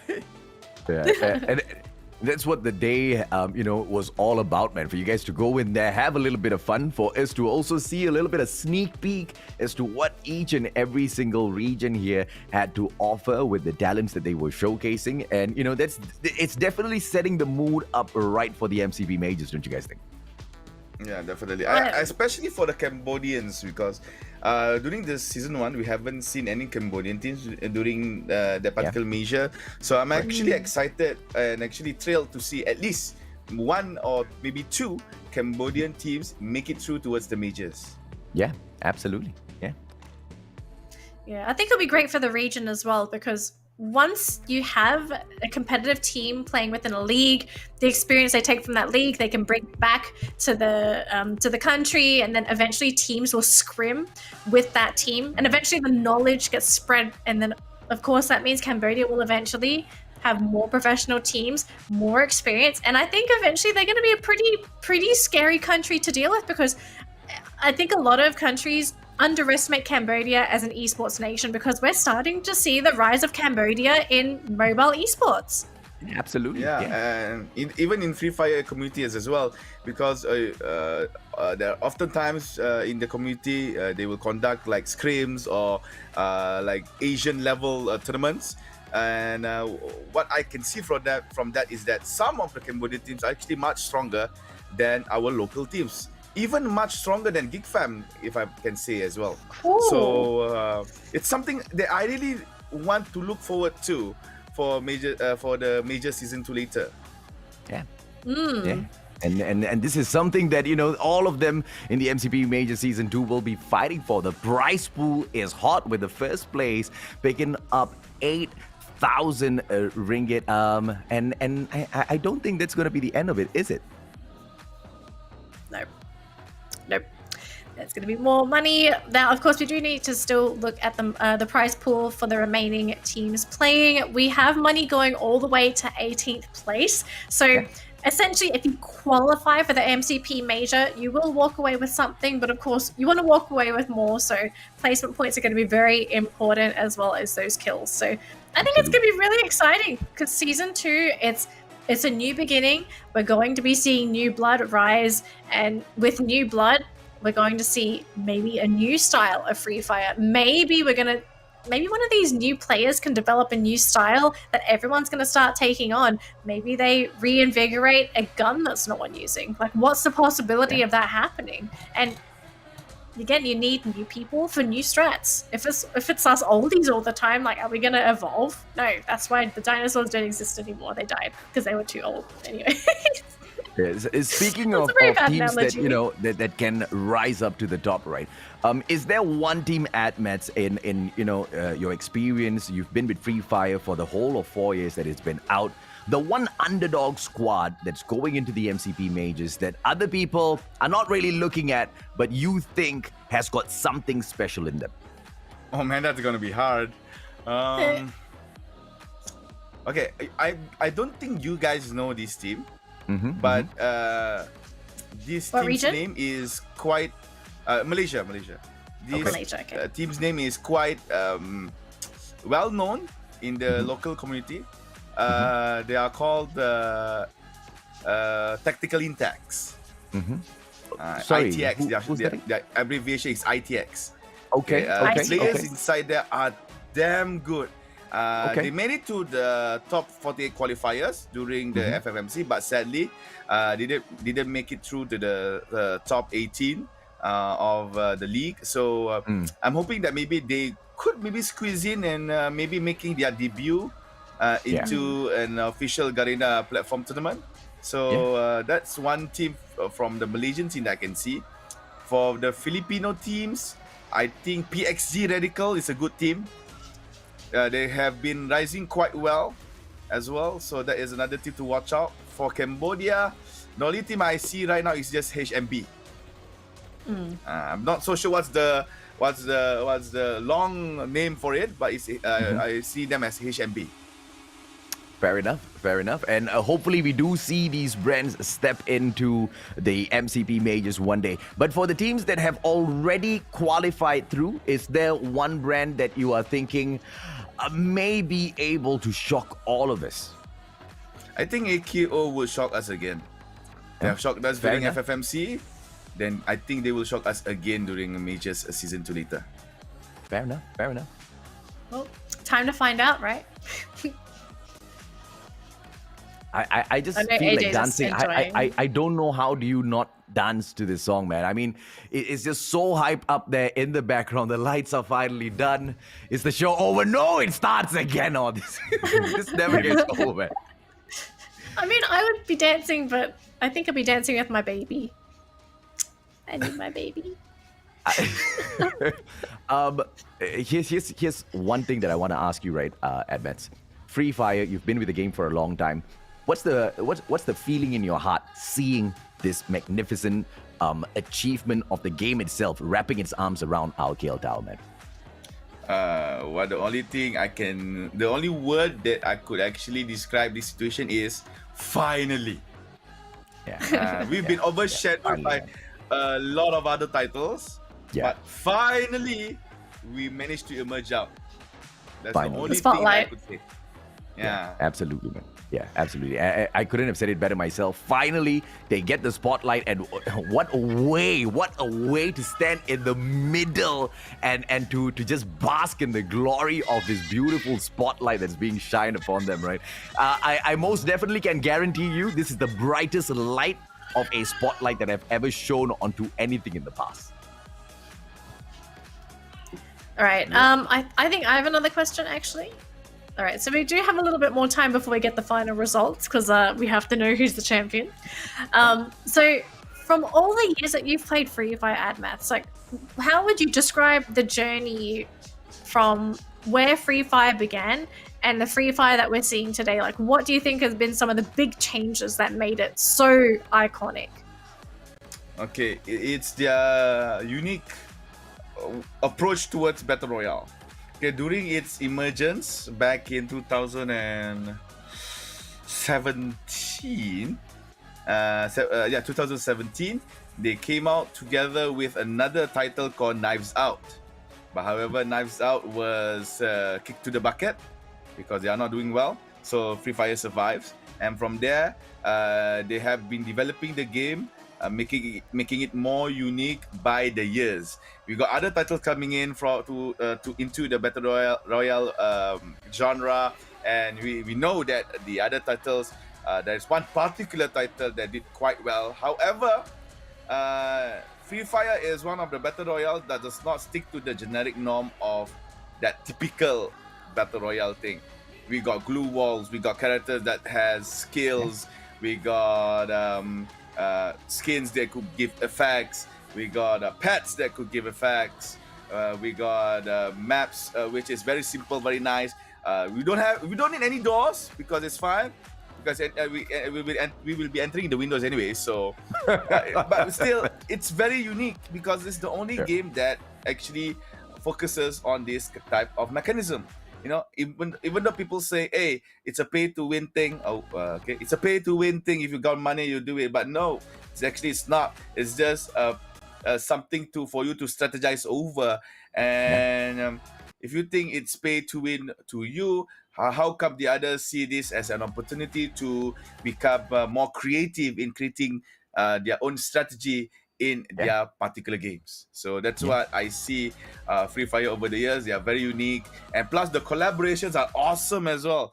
Year by year, we see so many collaborations, especially this year. This year was like, I predicted, I have made a statement last year that this year will be the year for Free Fire. 2021 will be the year of Free Fire, and it came out so true. We had so much events from January, and now it's already August, and we're still gonna have more loads to come in September, October, November, as well as December. The whole year round, we got so many collaborations. We got a few anime titles collaboration. We got car brand collaborations. So that is something very big that I could see from Free Fire. So passionate. Thank you so much, Admats. It's been amazing having you on the stream. Thank you for dealing with Pistachio. It's very few people can deal with aging shenanigans. Bread. Yes, I could do with some bread. Thank you, Admats. We'll see you next time. And thank you for playing. Cheers, buddy. So you have to make that bread now. I always make that bread, and I always make that bread good. Ladies and gentlemen, boys and girls, what a day it has been at the launch party. You know, I was hired to come in here and hype things up. They didn't need me to hype things up, man. The players were there, and you know what crazy matches that they had. And KL Tower on its own, just the magnificence was just watching, you know, those 3D lights wrap around the KL Tower was more than enough to hype this whole launch party up. Now I can tell you that watching just that alone has been the highlight of my gaming world, or my experience in the game. I can't call it a career, right? My experience in the gaming world so far, of just playing games in general, even if I was not a part of, you know, or any of these tournaments, just seeing a game have its branding wrapped around the iconic KL Tower is a game changer, Dad. Well, I think from here on out, we can say it's just going to get better and better, right?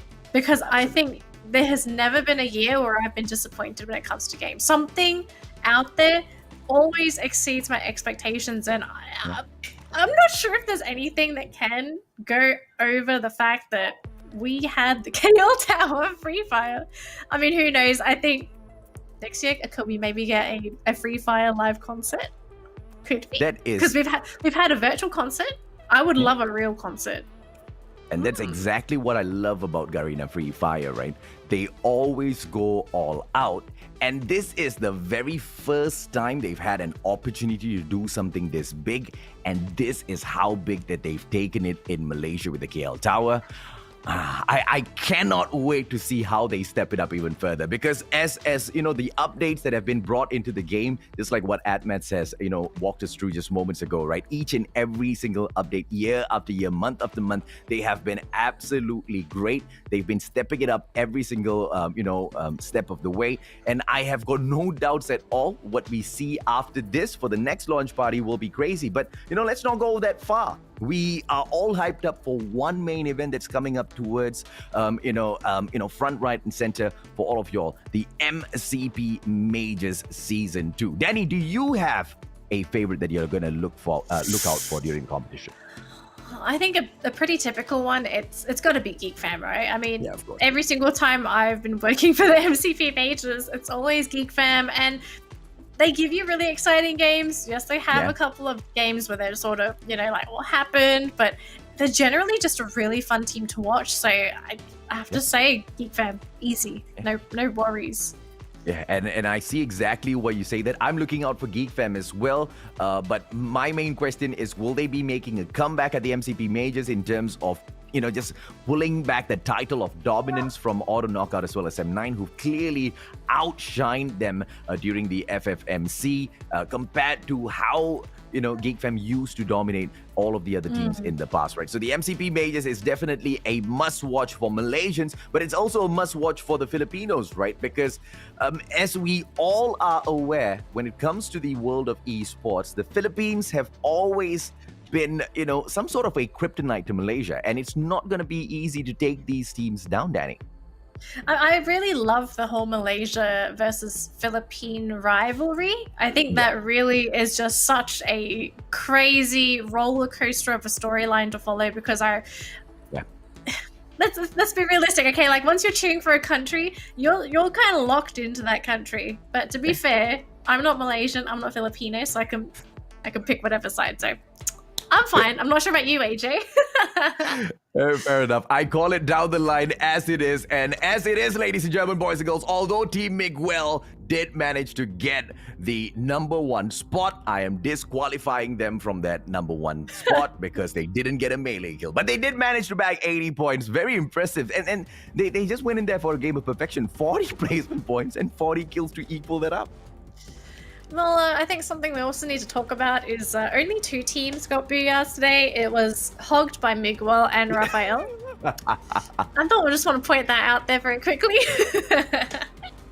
Yeah, and it's all because of newbie, right? In terms of why the Team Rafael managed to get anything much for their side as well. This guy has been an absolute gift of a player. But as for the rest of them, 3rd and 4th spot taken up by Maxim and Moko. Team Antonio, Team Kelly taking up the 5th and 6th position. Capella and Joseph, the 7th and 8th spot belongs to them. Team 9 and 10 is Wukong and Hayato. Ending in the 11th and 12th spot will be none other than the one and only Team Laura and Team Andrew. And what's fortunate here is at least they didn't end up with 0 points all through 4 games. Yeah, I think that's got to be the best part, right? As long as you don't finish the day with 0 points, you've done a good job, okay? It's a good day of Free Fire. But then again, no one technically comes last in Free Fire. Yeah, exactly. Now everyone's a winner. Everyone's most definitely a winner, especially when we jump into the MCP Majors, right? Just like what you've pointed out, regardless of what your position is, you take back a small prize pool. This is just a recap, ladies and gentlemen, boys and girls. Once we move on to the MCP Majors League stages that kicks off on the 28th of August, 1 p.m. +8 GMT. We'll open things up at Bermuda and then move on to Kalahari. And of course, as you guys know, it will be based on group rotations, won't it, Danny?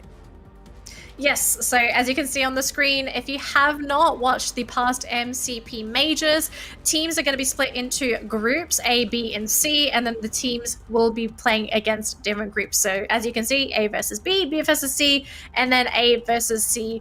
And then at the end of the day, we'll calculate the points, and then from there on, we'll basically know who is at the top of the leaderboard because everyone has played against everyone. Yeah, and we've seen this happen in the past. At FFMC, we've seen it. At the MCP Major Season 1, we've seen it.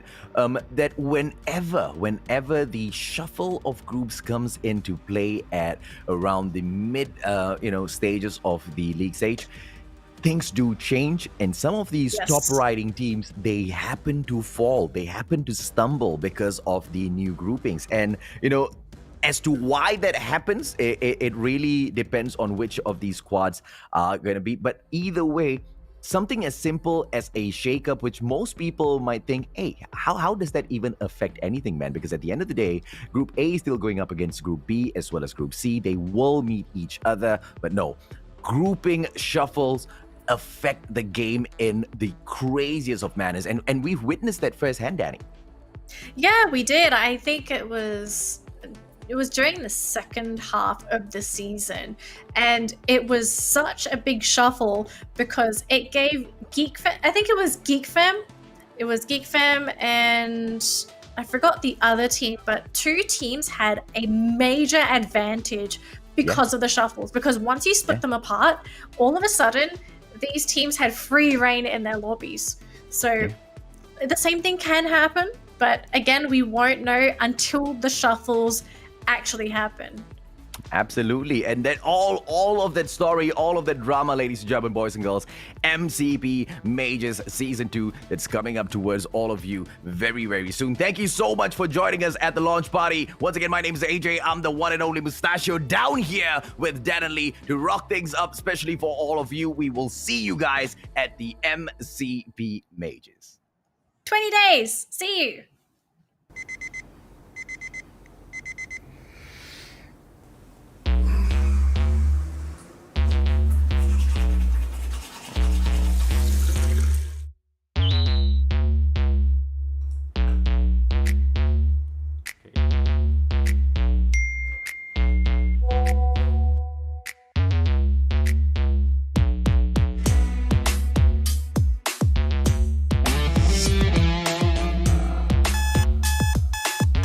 Time to watch the MCP Major Season 2.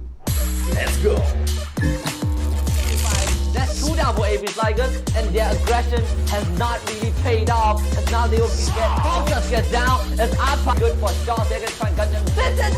AKO! Not gonna be! Oh wow! Chase out both! Geek fans continue to survive! The king has returned! Sign up now for the MCP Majors in-game qualifier.